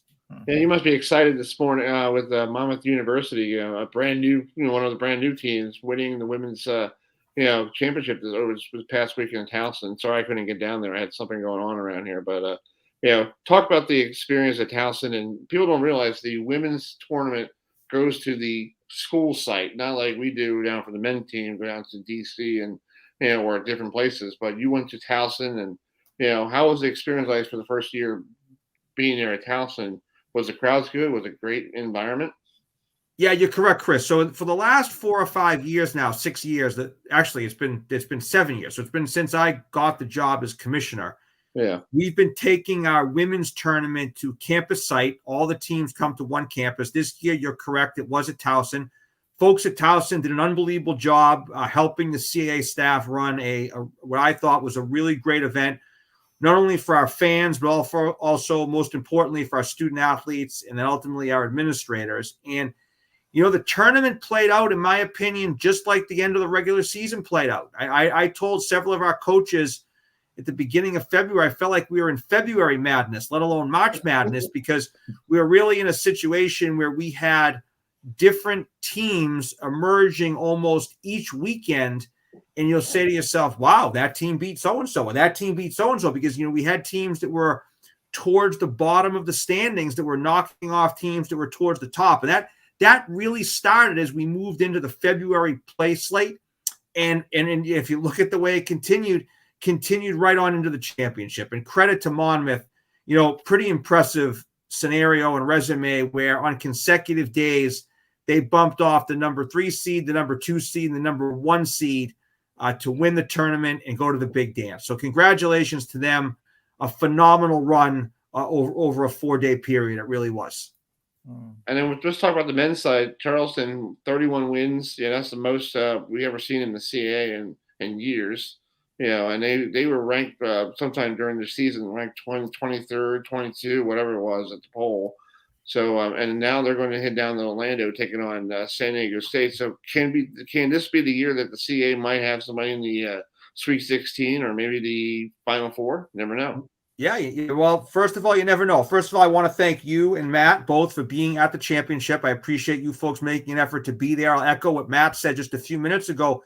We had 3 phenomenal games in the semifinals and the finals. Were 3 great games and a great showcase for the conference. As you've identified, Chris, College of Charleston moving on to the big dance. They were ranked during the season. I think actually they were ranked as high as 18 in the poll at one time. And it's the first team we've had ranked, I think, going back to when Navy was ranked with David Robinson. So that was an exciting part of the season for us. And you've hit the nail on the head. We're obviously, as a conference, we're going to take things one game at a time. Hopefully Charleston's going to take things one game at a time. But certainly they're an exciting team. They play an exciting brand of basketball. To me, they epitomize what March Madness really is, right? They're that hungry team, high energy, get up and down this court. They can score the ball. They have, some characters on the team, which I think March Madness can breed. If those guys are successful, you're going to have some household names coming out of their games in a matter of 2 days if they're successful enough to win a couple. So it's an exciting time for all of us. You're right. We haven't won a game in the tournament in quite some time, and we would love nothing more than to see the Cougars break through this year. Yeah, and it also, you guys were talking about you had 3 great games. The semifinal and the final. You got to go back to the Delaware game too against Northeastern. That went to overtime, and my girlfriend was like, I texted her. I said, "Yeah, the game went to overtime." She's like, "Are you serious?"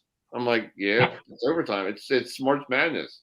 Yeah, you can't leave until." And then Matt and I were driving home at 1 in the morning, going, well, then I don't have to work tomorrow. We're just taking time getting home, but for you, staying out those long nights, down there in DC, sometimes you probably didn't get home till back to the hotel till 2, 3 in the morning. And thank God they didn't have to play until 6 o'clock the next night.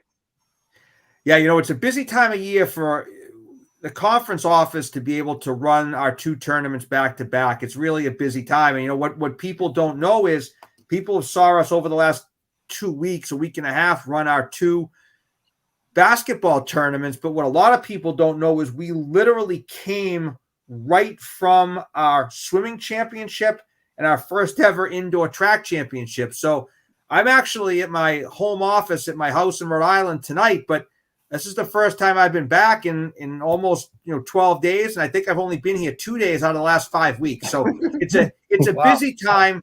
It's a busy time, but it's a fun time as well. And, it's when you look at what we do on a daily basis, our main goal every day is to try to service the membership at the highest level we possibly can. And one way we do that is to provide our student athletes, especially, as well as our administrators and our fans, like I said, with the best possible championship experience. And it's a huge credit to the people that we have working at the CAA that we're able to do that. They deserve all the credit. They do a great job. And you also say thank you to CBS Sports Network. And Adam and Matt and I are good friends with Dave Ryan. It was great to see Dave Ryan in person, besides on video. Because we've been putting him on video for the last 4 or 5 years, and I haven't seen him in years in person. And I saw him down there that Saturday. I go, oh my God, that's Dave Ryan. He goes, oh my God, that's Chris Heidel. What's going on? And it was great to see people who haven't seen in a while. And I'm like, wow. And Matt and I was telling you, Commissioner, about the time that we were down there 4 days before COVID. It was weird, down there, and we were thinking about it the other night, going, yeah, we were here for the game. 3 days later, we get a press release from you saying somebody tested positive. And we're thinking we were sitting next to the scorer's table, going, oh God, but now we're back to, years later, it's back to the same place, and everything's back to normal.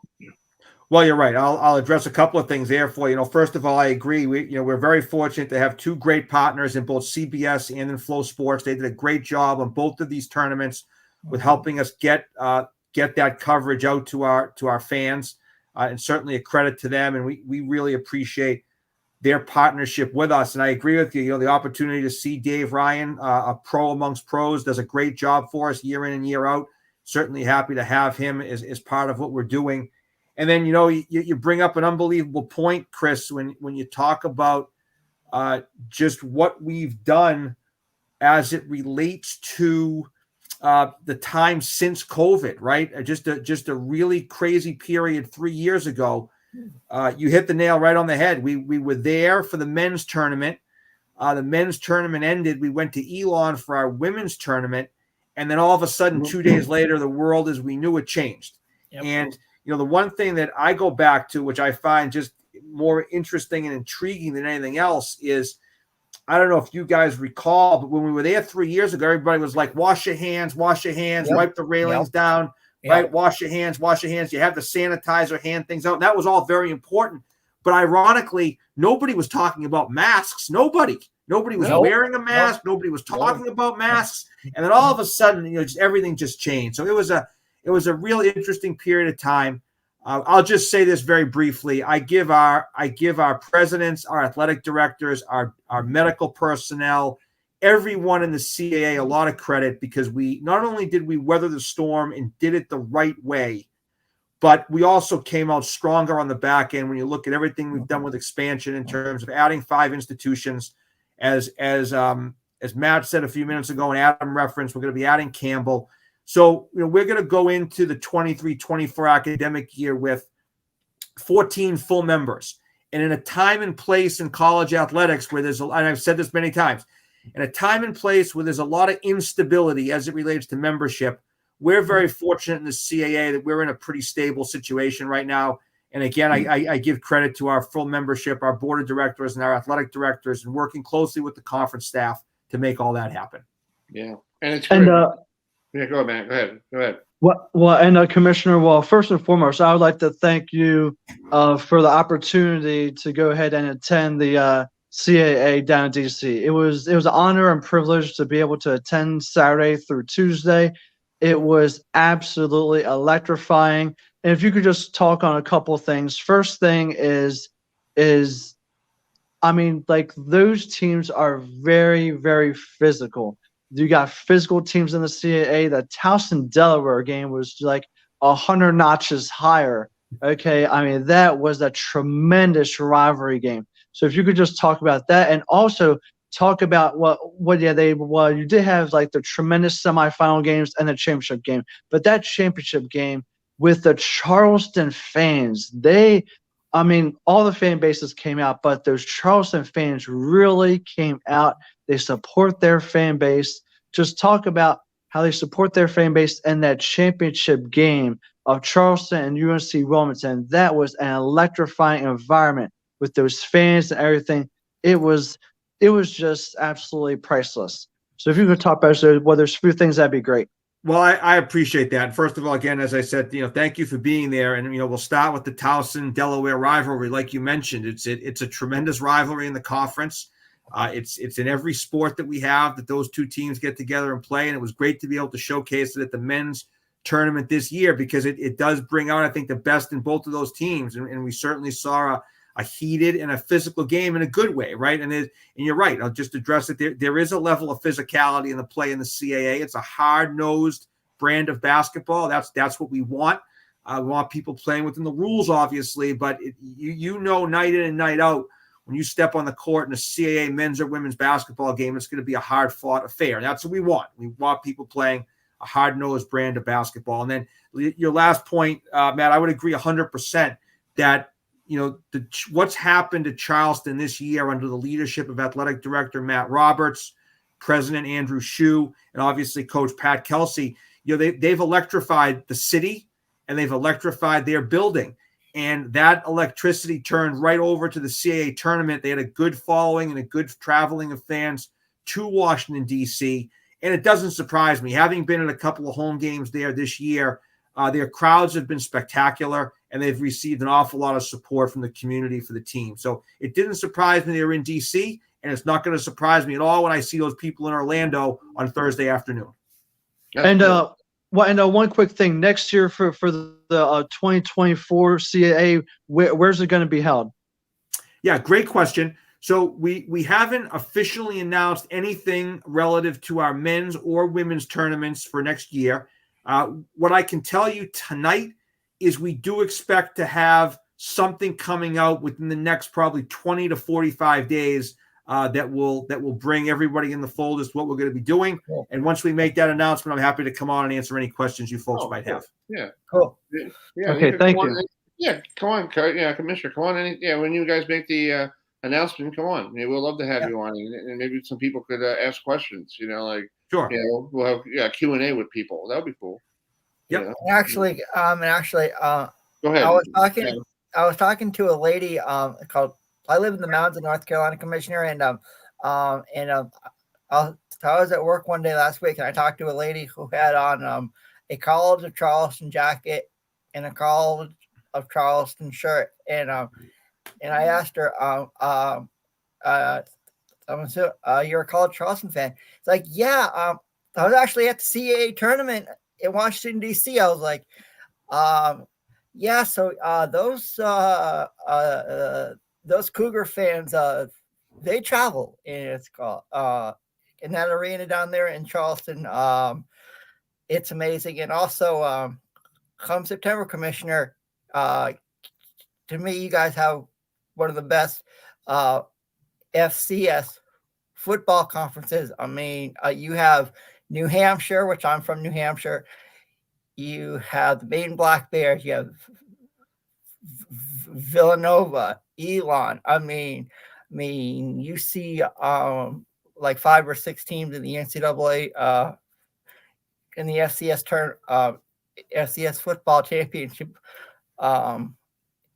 every year, and it's like, oh yeah, I love your accent.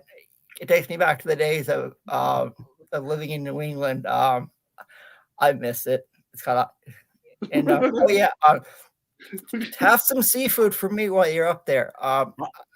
Especially some lobster, since you're in Rhode Island. I miss my Maine lobster. So hey, Adam, you want to do a road trip up there, and maybe we might have lobster night over his house. Well, and I'll make the trip as well. You like lobster, don't you, Commissioner? Absolutely. Absolutely. There you go. There you go. Okay. Yeah. That's what Adam was saying about football next year. You don't realize we got North Carolina A&T in football next year. Yeah, so North Carolina A&T and Campbell will both be joining in football. Yeah. North Carolina A&T came in all other sports this year except for football. We'll have a 15-member football conference, and I would agree with what Adam said. I mean, we like to boast that, top to bottom, I do think we have the best FCS conference in the country. Yes. We're not winning necessarily every FCS championship, and give a lot of credit to the Missouri Valley, North Dakota State. They've had some top teams, but top to bottom in our lineup, I really think we're very, very competitive, and that's played out. The proof is in the pudding. Yep. As Adam mentioned, we put 5 teams in the FCS playoffs this year, 5 teams in a 2014 field. So it really speaks volumes to what our coaches are doing, our athletic directors, and the way that football is really a big part of the campuses that have it within our conference. So we're very fortunate on that commitment. Great coaches, great administrators, and student athletes that are really dedicated to the sport. So we couldn't be more fortunate in that regard. UNH to me has a really nice stadium, and in the rivalries in the CAA come football season, it's like you have New Hampshire, Maine, you have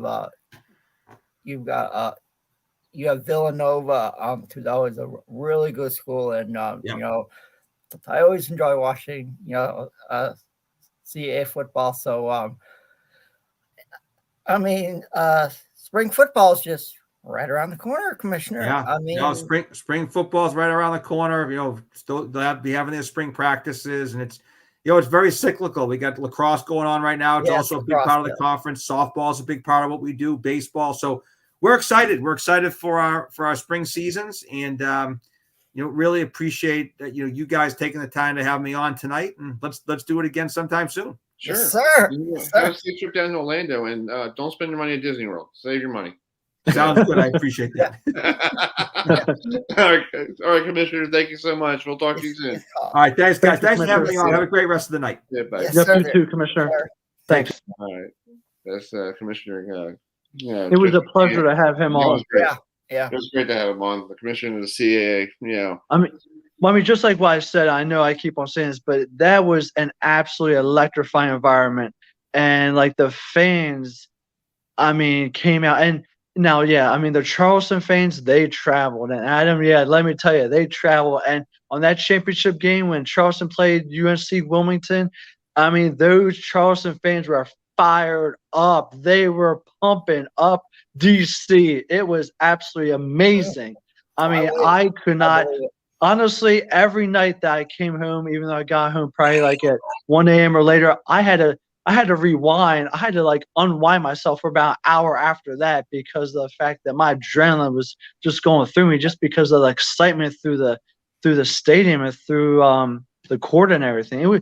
It was just a physical game where you're guaranteed to have a great game. And I think Charleston is going to upset.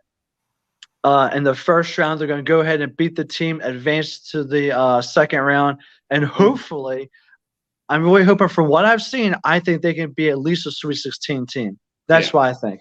Well, we'll talk more about that tomorrow night. We're going to be on tomorrow night at 8:05 doing a special an hour and a half show, and we have the women's basketball coach from the University of West Virginia University, Dawn Heiswich. I think will work on that. With my speech impediment person there, trying to get the last name perfectly there. Pilizuit. Yeah, so she is brand new to Morgantown. So she took West Virginia to the NCAA tournament, and this weekend they're going to be down at College Park. She has to play against Arizona, the Lady Wildcats, who won the national championship a couple years ago in that COVID year. And winner of that game takes on the winner of Maryland and Holy Cross. So there's 2 games Friday down at College Park for the women's, and there's actually and then there's 1 game on Sunday. We'll figure out when that game is, but we got some good basketball in this area. Plus the men's team from Maryland is going to take on West Virginia. So I guess West Virginia and Maryland need to start playing against each other a little bit more. Why not?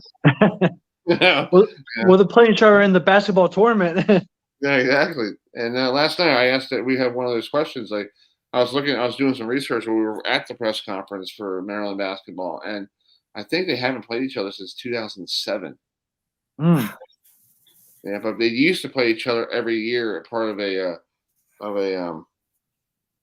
franchise, like one of those like home and home things, like they're playing at home, and but they haven't done it since.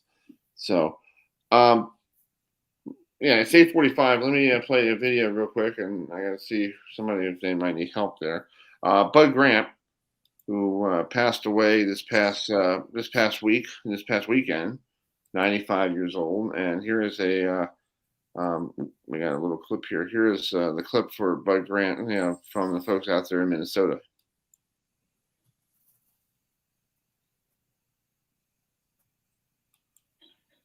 Forgot to put the sound on there, so we'll work on that. So Bud Grant passed away at the age of 95. So he is a true legend of the game, and people don't realize that he was part CFL and part NFL. He put CFL on the map with the Winnipeg Blue Bombers. Yeah, so that's pretty cool. So let's get this gentleman on. Let me get EJ on here. EJ, who is EJ, who is this guy's been on our show more than the commissioner of the CAA.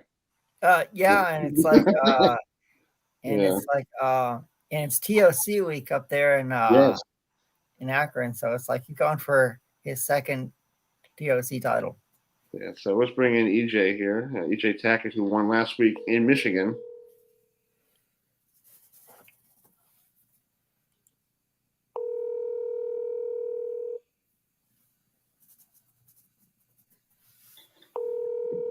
Hopefully he remembers. Hello. Hey EJ, it's Chris Heidel from Herman Radio and Adam and Matt. How you doing? I'm doing great. How are you? Well, this is a 3rd time in a row. We talked about this 2 weeks ago. Let's get you back on every week. So you won last week's Jackson Classic. What's been the difference this year for you? Because last year you had some struggles on TV and all that stuff. What did you do differently in the off season? Did your dad help you out a little bit, or did you find somebody that you weren't doing well with? Nothing really was different. I practiced a little bit more than I have in the past. But nothing really glaringly different than what I've done before. I just feel like I'm bowling physically really well. Mentally, I've always felt like I've been pretty strong over the years. It's just I think it's all just come together and everything's working in sync together this year. And it's just things are going good. Yeah. So EJ, what's attributing to your success that you're having this season? Sorry, you were breaking up a little bit there. Can you repeat the question? Yeah, repeat it, man. Go ahead. Oh yeah, I said so. What is contributing to your success that you're having this season? I think I'm just seeing the lanes really well. From pair to pair, the things that I've seen, I've just been consistent, going to the next pair and seeing my ball do the right thing, and then just really executing after that. Give myself a lot of confidence when I show up to the next pair. It's just there's just a big combination of a lot of little things that have been going the right way this year, and I've been able to capitalize on all those things and make some shows and then bowl really well once I get there. Yeah. Well, this week it's the Tournament of Champions out in Akron, Ohio, a famous bowling center that was around for Adam and I. You probably watched bowling when you were a kid growing up. How cool is it to bowl in a almost like a Yankee Stadium type format? Because that's like the mecca of all the champs. Like you think Pete Weber, you think Earl Anthony, you think Don Johnson, you think the greats. Who put bowling on TV and kept it on there. Yeah, I mean, it's really cool to be back at Riviera. There's so much history in the building. They've been bowling there for so long. So many great champions have come into that building and won. And I'm hoping to add my name to that list. I was close a few years ago when I finished second to Belmo at the Tournament of Champions. But I'm looking forward to the week. I always look forward to this week. We started off with the Hall of Fame dinner last night, inducting three great players, three people that have given their life to the game: Lenny Borish, Fred Borden, and Pete McCordick. So that was a lot of fun. It's always great to attend those dinners and see in person live the history of our game being recognized. And it's always just a fun week because there's always so much history involved with it. So many great people around all the time. There's a lot of older players that are always here that you get to interact with, and it's just it's a surreal experience every single year. Yeah, and it's cool for the city of Akron, and Akron, Ohio, because back when we were growing up, that was the last stop on the winter tour. The Firestone Tournament of Champions, or now Tournament of Champions. They should bring back Firestone as the sponsor, just my opinion, because it's one of those classic sponsors. But but bowling, we Matt and I did see you a couple years ago in that final against Belmo, and we had a great time. We tried to get back home that night in the snowstorm. That was smart. We didn't get back until 3 a.m. from you guys, because we left at the bowling thing was done at 6. We interviewed you guys, and then we rolled down, and then here comes the snowstorm going out towards Pennsylvania, and the roads were so bad in Ohio. We were like, we're thinking about staying at a hotel or something, but we made it home. But we never do that again. Yeah, I remember that because I actually drove home that night too, and it took definitely a lot longer than it normally does. It's normally just over a 3-hour drive. I think that night it took about 4 to 4.5 hours to get home. It was a long drive.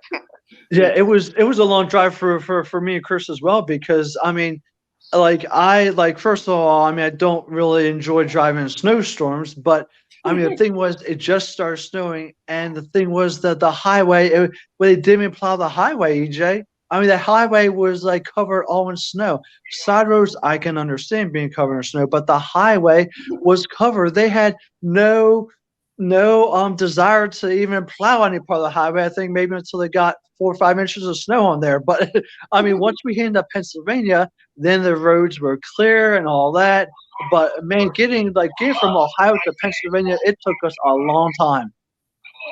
Yeah. I mean, it was a crazy time, that's for sure. Yeah. We had to drive very, very carefully. Yeah, we got to Matt and I got to Pennsylvania. I wanted to go there and shake their hand, going, "Thank you for keeping the roads clean." Yeah, exactly. Okay. Now, EJ, I'm going to share a story with Chris and Matt, and you probably remember this. Do you remember the time when you and Natalie surprised me at my job, at my previous job, when you guys were going to Atlanta for a bowling clinic? You want to tell us what my reaction was when you guys shocked me that day? Yeah, that was it was just funny that we were passing through where you worked, and Natalie was like, I think Adam works here somewhere close. I think this is where he's from. And so Natalie looked it up and was like, yeah, he works at I can't remember the name of the grocery store at the time, but yeah, I'm pretty sure Adam works here. And we walked in, and we're looking around, and we work in the cashier, and we're like, okay, I'm just gonna go around. I'm gonna grab a little drink and just get in line. And it was pretty cool to see the reaction that you had. Yeah, I mean, it was cool. You know, it was just one of those things that we just happened to be going through that place at that time, and we decided just to make a little detour, and I'm really glad that we did because it was that memory will always stick with me, EJ, and talk to us about the Hall of Fame dinner last night. How cool was it to see Lenny Borsch and Pete McCormick and Fred Borden get into a Hall of Fame, because those three guys, like you said, they mean a lot to the sport of bowling. Yeah, I mean, it's always really cool to see everyone go into the Hall of Fame that gets inducted. It's just a great time, and you know, it's just really special. No matter who it is. With Lenny, you know, I bowled against his son Jacob and juniors and junior gold, junior Team USA, and things like that. So I'd known that family for quite some time, and I've known Pete McCormick for a long time since he's been the Southwest region manager, and it's actually where I won my first title, was in Lubbock, Texas. So Pete was there residing over that week, and I'd never really been around Fred Borden that much, but you know, obviously he's one of or not the greatest coach that's, you know, ever been in our game. So it's just awesome to see guys get what they deserve and be inducted into a Hall of Fame. You know, it's their life work to be able to get to that point, and it's always really cool to see people have their hard work paid off. Yeah. Well, EJ, I hope you one day come to Baltimore and stop by where I work at Home Depot. I might build you something. You never know. You never know. You never know. I might be driving through or passing through at any random time, and you never know what might happen. Yep. What was Adam's face like when he came? Was Adam, were you a cashier at the time? Yeah, I was cashier. What was his face like? You're like, "Hi, how you doing, sir?" Yeah. Do I know you? Yeah, do I know you? Yeah. It's called. That was crazy, wasn't it, EJ? You and Natalie, like, you guys made my jaw drop. Yeah, I mean, it was really, really cool to see Adam's face. He kind of was in so much shock he didn't know what to do. Thank you, EJ. Thank you. Yes. That's right. Yep. He started checking us out, and then he turns his light off, and he calls his boss and said, "I need to take a break," and and all this stuff, and it was just really cool because he's so excited to see us, and it was cool for me to see how excited he was for just to see us there, and it made where we were traveling. It really wasn't even out of the way. I mean, it only added maybe 10 or 15 minutes to our trip.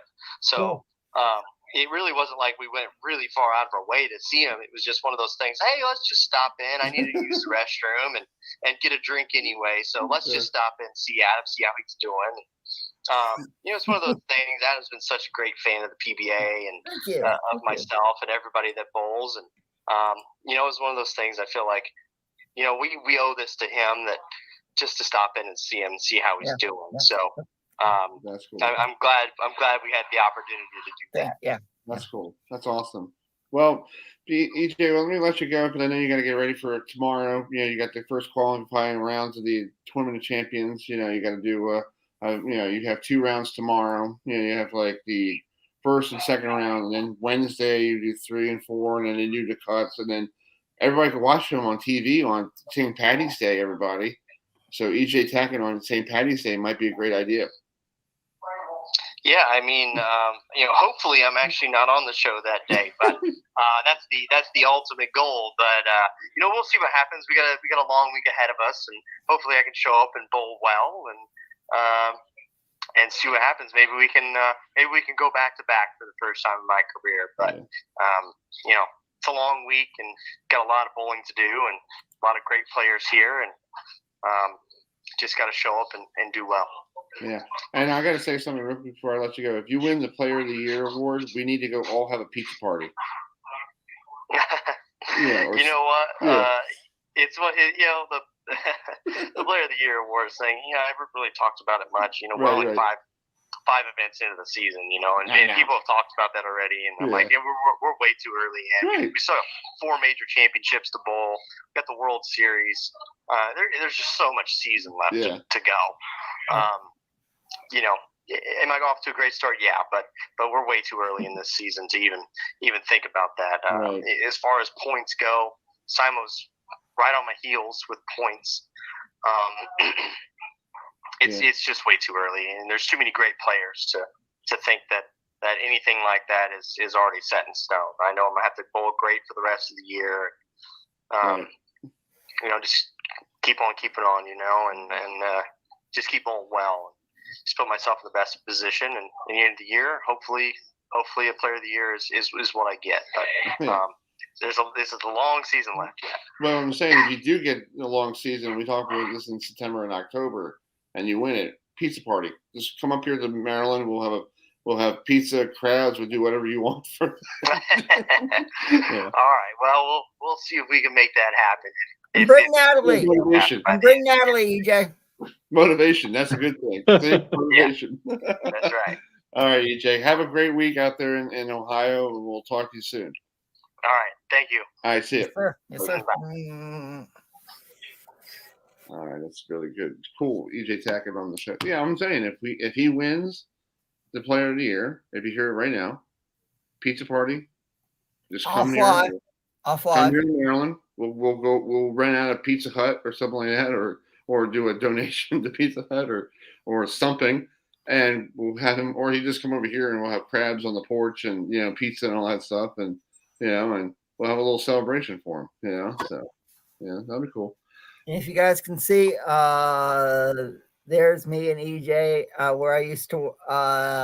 There's me and EJ where I used to work, and nice. And there's his wife Natalie. Oh, that's cool. So so it's called nice. EJ and Natalie came to visit me. That was. I mean, you never know who will come in to see you. You never know who will come to see you at your job. So I know. That's why I'm keeping an eye out now. This is my little. I'm glad you had that memory. Yeah, that'll stick in me for life. Yeah. Well, Adam, you want to welcome? Well, I got to take a break for a second. Do you want to welcome in the next person? Sure. Our next guest is the varsity baseball head coach at Edgewood High School in Maryland. So let's bring on the head coach, Greg Rodenbaugh. So Coach, thanks so much for joining us, and talk to us about how cool it is, to see the baseball season get underway for you guys. Well, I'd like it to be a little warmer, but other than that, it's yeah. I'll agree. I'm sure spring training in South Carolina is a lot different than it is for high school in Maryland, but I'm sure. The cold weather is a challenge, but it does two things for me. I'm a baseball guy, so it kind of brings me the signs of summer, and two, I'm also a school teacher, so it brings me to the signs of the end of the school year. So kind of, it's a really kind of, since being a baseball person, I get to be outside with the kids and teaching a different thing rather than, the rudimentary stuff that we learn every day. So, now, talk to us about some of the prospects that we need to be looking out for this upcoming season. And what subject do you teach? What subject do you teach at Edgewood High School? I teach government, and I teach also senior English. Nice. Yeah, it's called. I have some English teachers that I'll never forget when I was in school. Mrs. Longley, when I lived in New Hampshire, she was my 5th grade English teacher. I'll never forget her. And Mrs. Stamey, when I was in high school, she would. But I miss those two teachers, and English was always one of my favorite subjects in school. So So I'm glad you're an English teacher. But yeah, as far as prospects go, we have a former, not former, but last year we had two all county Upper Chesapeake Bay Athletic Conference players on the team. One graduated, the other one's coming back for his senior season. He's a starting catcher. He's the captain of the team. So I'm looking for big things from that young man. I'm also looking for big things from our freshman that we brought on, who transferred from another school to us. He looks like that 5-tool type of athlete you like to see show up, but I mean, he's still a little green because he's young, but with tuning him, working on him, routine every day, we'll get him where he needs to be. So we're looking forward to a couple of new guys that are coming up, but that one in particular, he's a freshman, big, strong kid, hits the ball a ton. So we're trying to produce some runs this year. You got a question, Matt? Yes, Coach. So what do you guys have to do differently this year in order to improve your team from last season to this season? Base running. Oh, okay. I mean, basic stuff that you think kids are knowledgeable of and have had. You know, I played baseball my whole life, and then they can't run from first to second, or they don't know the sign, or they don't look for the sign, which is really the big problem. But putting runs on the board, we were outscored. I mean, we weren't really outplayed, but we were outscored. We just couldn't manufacture the runs. We were running a lot, stealing a lot, trying to produce runs, but we couldn't push them around. So hopefully this year the new fellow with the big stick will come in and help us push the runners around a little bit. But we're a fast team. We're always aggressive. So but doing a better job on the base paths. And then making errors in the field. You know, the basic stuff that you say even about the Orioles, too many errors. They're not pushing runs across. Same stuff. And then also another question. So being a student athlete, okay, it takes dedication, it takes grit, it takes a lot of you really have to go ahead and dedicate yourself. So just talk about the dedication and the grit you have to have in order to be a successful student athlete. Well, yeah, the big thing about being a student athlete is student comes first. So being a student in the classroom, being a student on the baseball field, but most of all, the requirement to stay eligible and pass classes and keep your grades up and all that. It takes a certain amount of focus that only a certain number of people really have. It really takes a lot of effort to stay focused in the classroom and then be able to go outside to the baseball field and then change that focus to a different subject for the most part and continue to be a person who works. And they're long days now. I mean, these kids are getting at school at 7:00 and my practice is over 4:45. So they're rolling from 2 to 4:45, and then we clean up and send them on their way. But from 7 a.m. to 4:45, they're constantly going, thinking, moving from doing their studies. It's a long day. It's a long day for me too. But well, Coach, I got a question for you. I just joined back on here. Tomorrow you're supposed to be playing your home opener against Heidel, right? Is that true? Scrimmage. That's a scrimmage. Okay, scrimmage. Yeah. You played them last year in a regular season game, and lost 21-3. So right. How what was that experience like? Is that a good teaching moment for your kids, saying like, "Wow, we just got destroyed 21-3. Can we do this?" It really can be a good teaching moment for the kids. They see how no one came off of that field saying we suck. No, nobody said that. Not one kid said that. They said we need to play better. We need to do this better. They immediately pick up on things that they need to change and what do we need to do. We screwed up on the bases, or we don't have any pitching, because we had 3 games that week, and you get to the last end of the week and you got one kid that has 100 pitches that he can use, and then after that you don't know what you're going to do. You're pulling your bench players off to throw, not to pitch, but just to get the ball across the plate. So those types of things are not only for the kids, but for me, managing how the pitching works and things like that are kind of difficult with these pitch counts. Not that I don't agree with them. I agree with the pitch count idea because I think the arm is something you need to preserve for future days. You know, it's not win all every time you go out, but they're pretty good about, you know, rolling off the field and saying, hey, we can do better than this. This is what we need to do. Next day of practice, they're right at it. They know what hey, can we do this, coach? Because this is what we really messed up on yesterday. Yeah, no problem. You know. Nice. That's awesome. Yeah. They're not, they don't take it to heart. They let it, they take it to heart that moment. And then after it's over, it's over. Yeah, you got to, you know, in baseball, you have to do that. You know, if you lose 21-3, I remember I was a kid playing on a rec team, and the coach goes, "We did it. We gave it all we got here today, kids." And I'm like, "We lost 21-3, dude. You know, like, why are you giving us like a pep rally? Like, you know, you did a great job today." No, we got our spanked across the field. Come on now. Like, yeah, but I understand if, you know, when you're growing, you know, kids growing up, you want to give them a positive influence, because when they get to high school, they're going to have a lot of, you know, parents going to, like, you know, like my parents. You know, my dad was like a strict baseball guy, and he was like, you know, he's like, "Hey, you're 0 for 4, get in the cage." "Dad, I want to take a night off." "No, get back in the cage."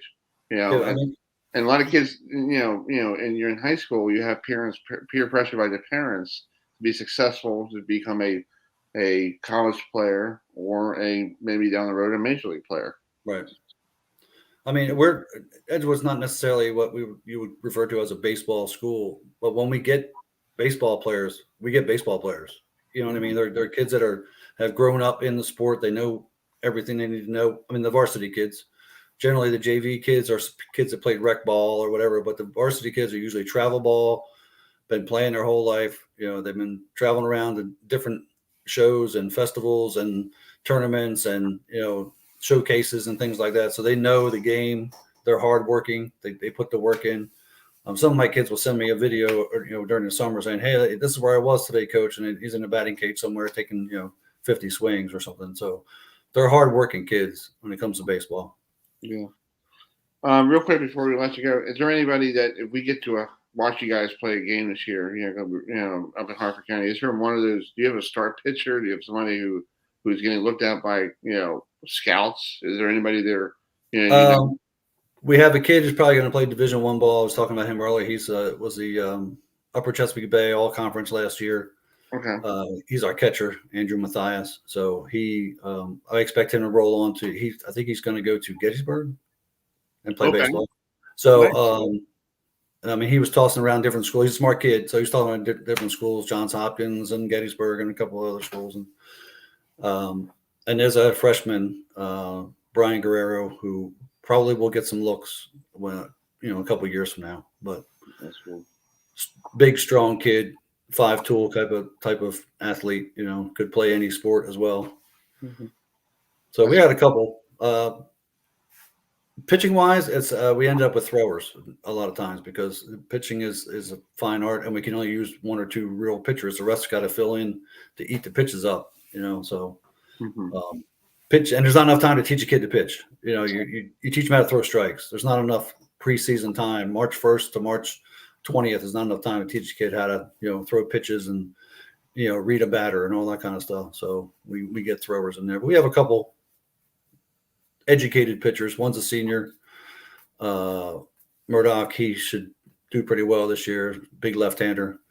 So, you know, we're looking to compete this year. Other years I wouldn't have been as, you know, brash to say, you know, I think we can compete, but I think we can compete this year. We got some educated kids on the team.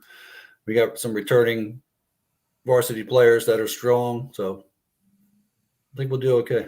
That's cool. Well, Coach, thanks so much for coming on tonight. And I know this is late, you know, for you, but I appreciate you taking some time tonight. And we'll catch up with you down the road. Okay. All right. Thanks for having me. All right, Coach. See you later. Bye. All right, that's Coach Greg Rodenbaugh, who is a varsity baseball head coach for Edgewood High School in beautiful Edgewood, Maryland. So basically tomorrow night, folks, we'll be back here tomorrow at 8 o'clock for a special edition of Sports Talk with Chris Heidel, the NCAA tournament preview. We'll preview everything. You know, we have the women's coach for West Virginia on tomorrow. We're still working on getting the Arizona coach on. Hopefully, I'll find something, by tomorrow morning. What's going on? If she's available. Matt and I will play our clips from both men and women's interviews from from Maryland. We'll play our interviews and our videos and all that stuff. And man, I found pictures of us on that lady's Twitter page last night. Oh, you did? Nice. Yeah, like I guess she was taking the upper angle and things, so they saw your bald head. Nice. We know my nickname is the Bald Eagle, so yes. Okay. Bald Eagle. It is a very distinguished bird, so I take high compliments when people call me a Bald Eagle. Yes, and then she took a picture of Diamond Stone, and I guess I'm walking, so you see me walking, looking at my phone or something like that. Yeah. I'll show you the video. So just send me the videos either through text or on my email. Yeah, I will. So let me get up the schedule here. Towson baseball tomorrow. They are home. If it's a nice and windy day, if you want to go down and watch some baseball down in Towson, they are playing after this past weekend. They played North Carolina A&T and split the doubleheader. The weekend series. They lost 2-3. Tomorrow they're home against Marist for a 2-game series against Marist tomorrow, starting at 3:00, and you can watch that on Flow TV. So let's bring in our one of the players for Towson baseball, Casey Bishop, who is a infielder for the Tigers. So, hey Casey, how you doing? Thank you so much. Thanks for coming on tonight. You guys had a tough weekend down in North Carolina in Greensboro. So, what did you learn playing down there against a really tough team? Yeah, it was good. They had some good arms. I think it was first conference weekend there, so just it's definitely different from just all the games before that we've been playing. It's definitely tougher, and things get a little heated sometimes with the competition. But yeah, it was fun. Yeah. So you were a redshirt freshman from you played your high school ball at Gilman School with Larry Sheets. So what was it like learning from a high school coach and Larry Sheets, who was a major league coach, to another former great Miami Hurricane and your coach, Matt Tyler? So what did you learn from both of them?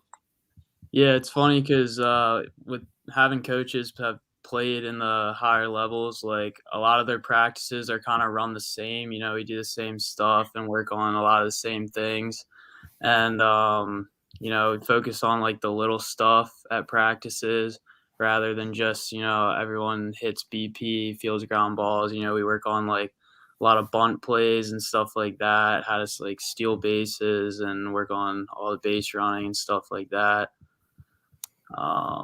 And yeah, mostly just focusing on the little things and getting good at that stuff, especially when we're facing like other like teams that might be more talented than us. We can focus on being good at the little things and try and outplay them at those things. Yeah. Matt, Adam, you got a question? Yeah. You mentioned the tougher teams, and one of the teams that you played was Wake Forest at the ACC. So what was it like to play an ACC team like Wake Forest in Winston-Salem, North Carolina, a couple weeks back? It was awesome. It was a really good experience. I think, the biggest part is just their depth. Like every arm they bring out is, 90, 97, in that area. And then, all their stuff is pretty nasty. And their lineup, they're from 1 through 9, they were hitting. Everybody was hitting, so it was definitely a good experience. And their field was really cool. It was all turf and nice stadium and everything. It was really fun to play there. Well, you're batting 377 on the season with a homer and 10 RBIs. That home run came at home against Eastern Michigan. So, talk about that home run. Where was it? Were you looking for a special pitch? or you just did like one of those oops, you put the bat down and go, oh wow, I hit one out of here. Gee. Yeah, one of those. There's a little bit of both. You know, my approach at the plate is kind of just looking for something up in the zone, and I was thinking like fastball, drive it over second baseman's head, and then he hung a slider, and I just kind of stuck the bat out and drove it over the left field fence, and yeah, it was pretty cool. Nice, that's awesome. Cool. Yeah. Cool. Hitting a home run in metal bat is very different from, I've never hit one in a wooden bat because my dad told me about one of those, but I know you guys have metal. But, I heard like when with a metal bat, I used to play baseball a lot, and, those things ping right off the bat. And you're like, sometimes if it's a cold day, you can feel it in your hand after a while. You're like, ow, God, it's cold there. Yeah, that's why you try and hit it on the barrel and it doesn't sting as much. Yeah. So tomorrow you're home against Marist College. It's a quick 2-game series during the week. So that's kind of weird. Normally you guys do like a weekend series with the team on the weekends, but not during the week because it's school week. Yep. So what do you guys have to do tomorrow to hopefully take this quick 2-game series before you guys get back on the road?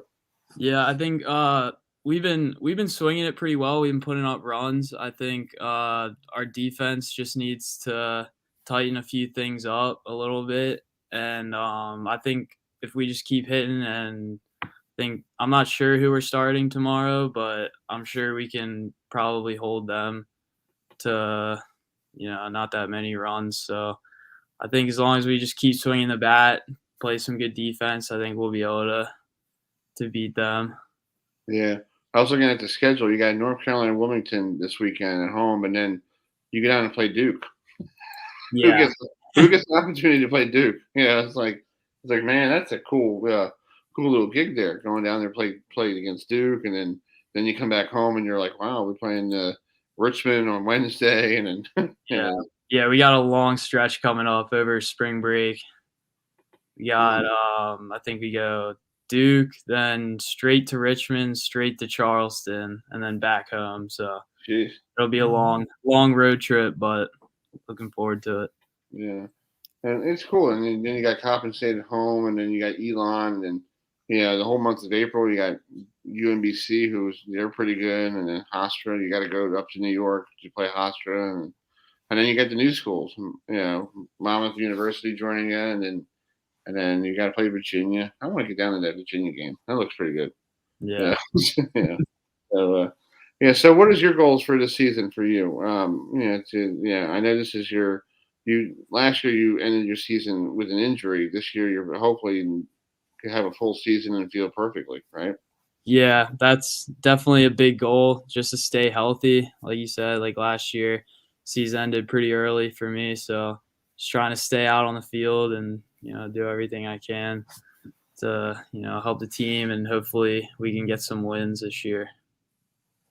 Adam, you have a final question? I'm actually looking at your game notes, Casey, and the projected starters for Towson are 2 right-handers. Jordan Lutton, who is 0-1 with a 3.86 ERA, and then tomorrow, and then Wednesday you have Bobby Spencer going, also a right-hander, 1-2 with a 9.75 ERA.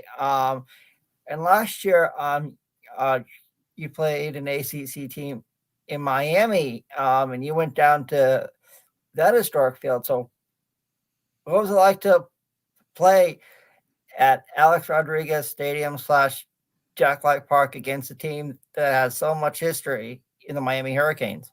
Yeah, that was probably the best experience of my life. That was my first college game at Miami. It was either close to sold out or probably sold out because it was their first home series also, and that was pretty awesome to play there. And they were obviously a really good team too. And just with the palm trees in the background and big parking garage in right field, I think they just put up a new scoreboard last year too. So it was an awesome experience to play there. That's cool. Before you go, Matt, do you have a question? Hold on. Hopefully he'll come on. Where is he coming? There he is. Hey, Matt, you got a question for Casey before we let him go? Yes, Casey. So what has being a collegiate baseball player taught you, and how difficult? Well, what kind of determination and grit do you have to be a student athlete? Yeah, so coming in here, I knew it was gonna be hard, but it definitely once I got here, I realized it was a lot harder than I thought it was gonna be. With between lift in the mornings at 7 and then going right to class, right to practice, and then sometimes I know in the fall I had like a class at night also. And then, you got to balance doing homework and studying as well. So it's definitely hard. And then once the season starts, I think the season actually might be a little bit easier than the fall, just because, my class schedule is a little bit easier and all that stuff. But yeah, it's definitely a grind physically and mentally. And yeah, I definitely learned time management, stuff like that, and just staying on top of my stuff. So Casey, with you saying that it's been so difficult and everything, how have you been able to adjust to the to that level of difficulty that you've experienced? I think once you just get into a routine and you get used to it, it kind of if I'm sitting around doing nothing for like an hour, it feels weird. Like I feel like I should be doing something. So honestly, once you get like rolling with it and in a routine and everything, it starts to become just normal. And it's not anything too crazy, but definitely challenging. That's true. Well, Casey, thank you so much for coming on, and good luck tomorrow. Hopefully the weather's not that bad with the wind coming here. It might be a great day for a pop fly, maybe go out for a home run. You never know. Yeah, hopefully it's blown out. All right, bud. Talk to you soon. All right. Thanks for coming on. Thanks for having me. All right, see you. All right, Casey Bishop, the Towson baseball infielder. Towson home tomorrow against Marist at 3:00. You can watch that on Flow Sports TV. That's what that's our commissioner was telling us about. So, we'll be on tomorrow night, folks. With the special edition of the Sports Talk with Chris Heidel, the NCAA tournament edition preview. We'll have Dan Tortora back on. We'll have the coach of West Virginia joining us tomorrow. We'll see. We'll show her this young lady or young coach, up and coming coach. She'll be joining us tomorrow night by phone. So we'll hear what she's got to do, taking on Arizona. In the first round down there at College Park. So if you're looking for some great basketball action, go down to College Park this weekend for the women's tournament. The what's it called, Matt? The Greensville Part 2 or something like that. The Greenville 1 region, Chris. Yeah, there's a lot of weird names, but I know. Yeah, but do you like the idea what the women's tournament is doing? They're doing two sites only instead of 4. And they have 8 teams in there instead of 4 and whatever, and it's like a one big party. You still there, Matt? Oh yeah, well yeah, I'm here. Okay. Do I like the idea? It has its advantages and disadvantages. So I think that it's good in some respects and everything. Right. But again, it also has its disadvantages. But if it works best for the conference and for the teams and everything and for the players, then by all means go right ahead and keep on doing it for sure. Right. Let me pull up the College Park Regional here. Regional. Oh. Okay. Hopefully we'll pull this up here. Yeah. Nope, wrong. 1 second. Trying to pull it up here on the women's basketball. Yeah. So it was really nice to see. Got a chance to meet all those ladies. Yes, Holy Cross in Maryland are tomorrow, Friday, on St. Patty's Day at 2:30. I think to me they should have been like late night. I think you get more people come on Friday if you have it at like, let's say 7, because everybody's working. Yeah. Well, yeah, there'll be a lot of people working. Yeah. So, we got a lot of people working and all that stuff. So let's pull this up, and then they don't tell you who's what. Let's see. Let me see if we can find out. I think it's a Friday-Sunday matchup there, Matt. So I guess So I guess the winner will go to Sunday. Play against whoever they play against. Let's go to the women's basketball schedule. All right. Yeah. So it's a Sunday game, possible game between Arizona and West Virginia. The winner of that game. So we won't know until probably late after the Maryland game on Friday if it's going to be a Sunday afternoon game or a Sunday morning game. Yeah. Shouldn't it say it in the bracket? It should. It should say in the bracket, but But anyway, so we'll figure it out. We'll get there shortly here. So, folks, we're going to wrap it up here. Thanks for joining us here tonight. We'll see you guys tomorrow. We'll see here. Make sure. Well, thanks for. Hold on a second here. Cool. We might have the Howard coach coming on tomorrow. Cool. So we'll get see if Awesome. I can get him. Yes, Coach Blakeney will be joining us. So in the meantime, we'll let you. We'll play the. We have this last song. We always do like the song of the day. Coming out. On this date in music history. Let me pull this up here. On this date in music history in 1993, on the 13th, Eric Clapton started a 3-week run of the album Unplugged, and to this day is still the most successful, best-selling live album ever. So we'll leave you with a classic tune from that. This is Tears in Heaven, and we'll see you all We'll see you tomorrow night with some great coaches to join us. So for Chris Heidel, for Adam, for us, who might have somebody come to his line grocery shopping, and Matt Checkinelli, and thanks to everybody from EJ Tackett to the commissioner of the CAA joining us tonight, Joe D'Antonio joining us. So we leave you with Eric Clapton. So we'll see you all tomorrow.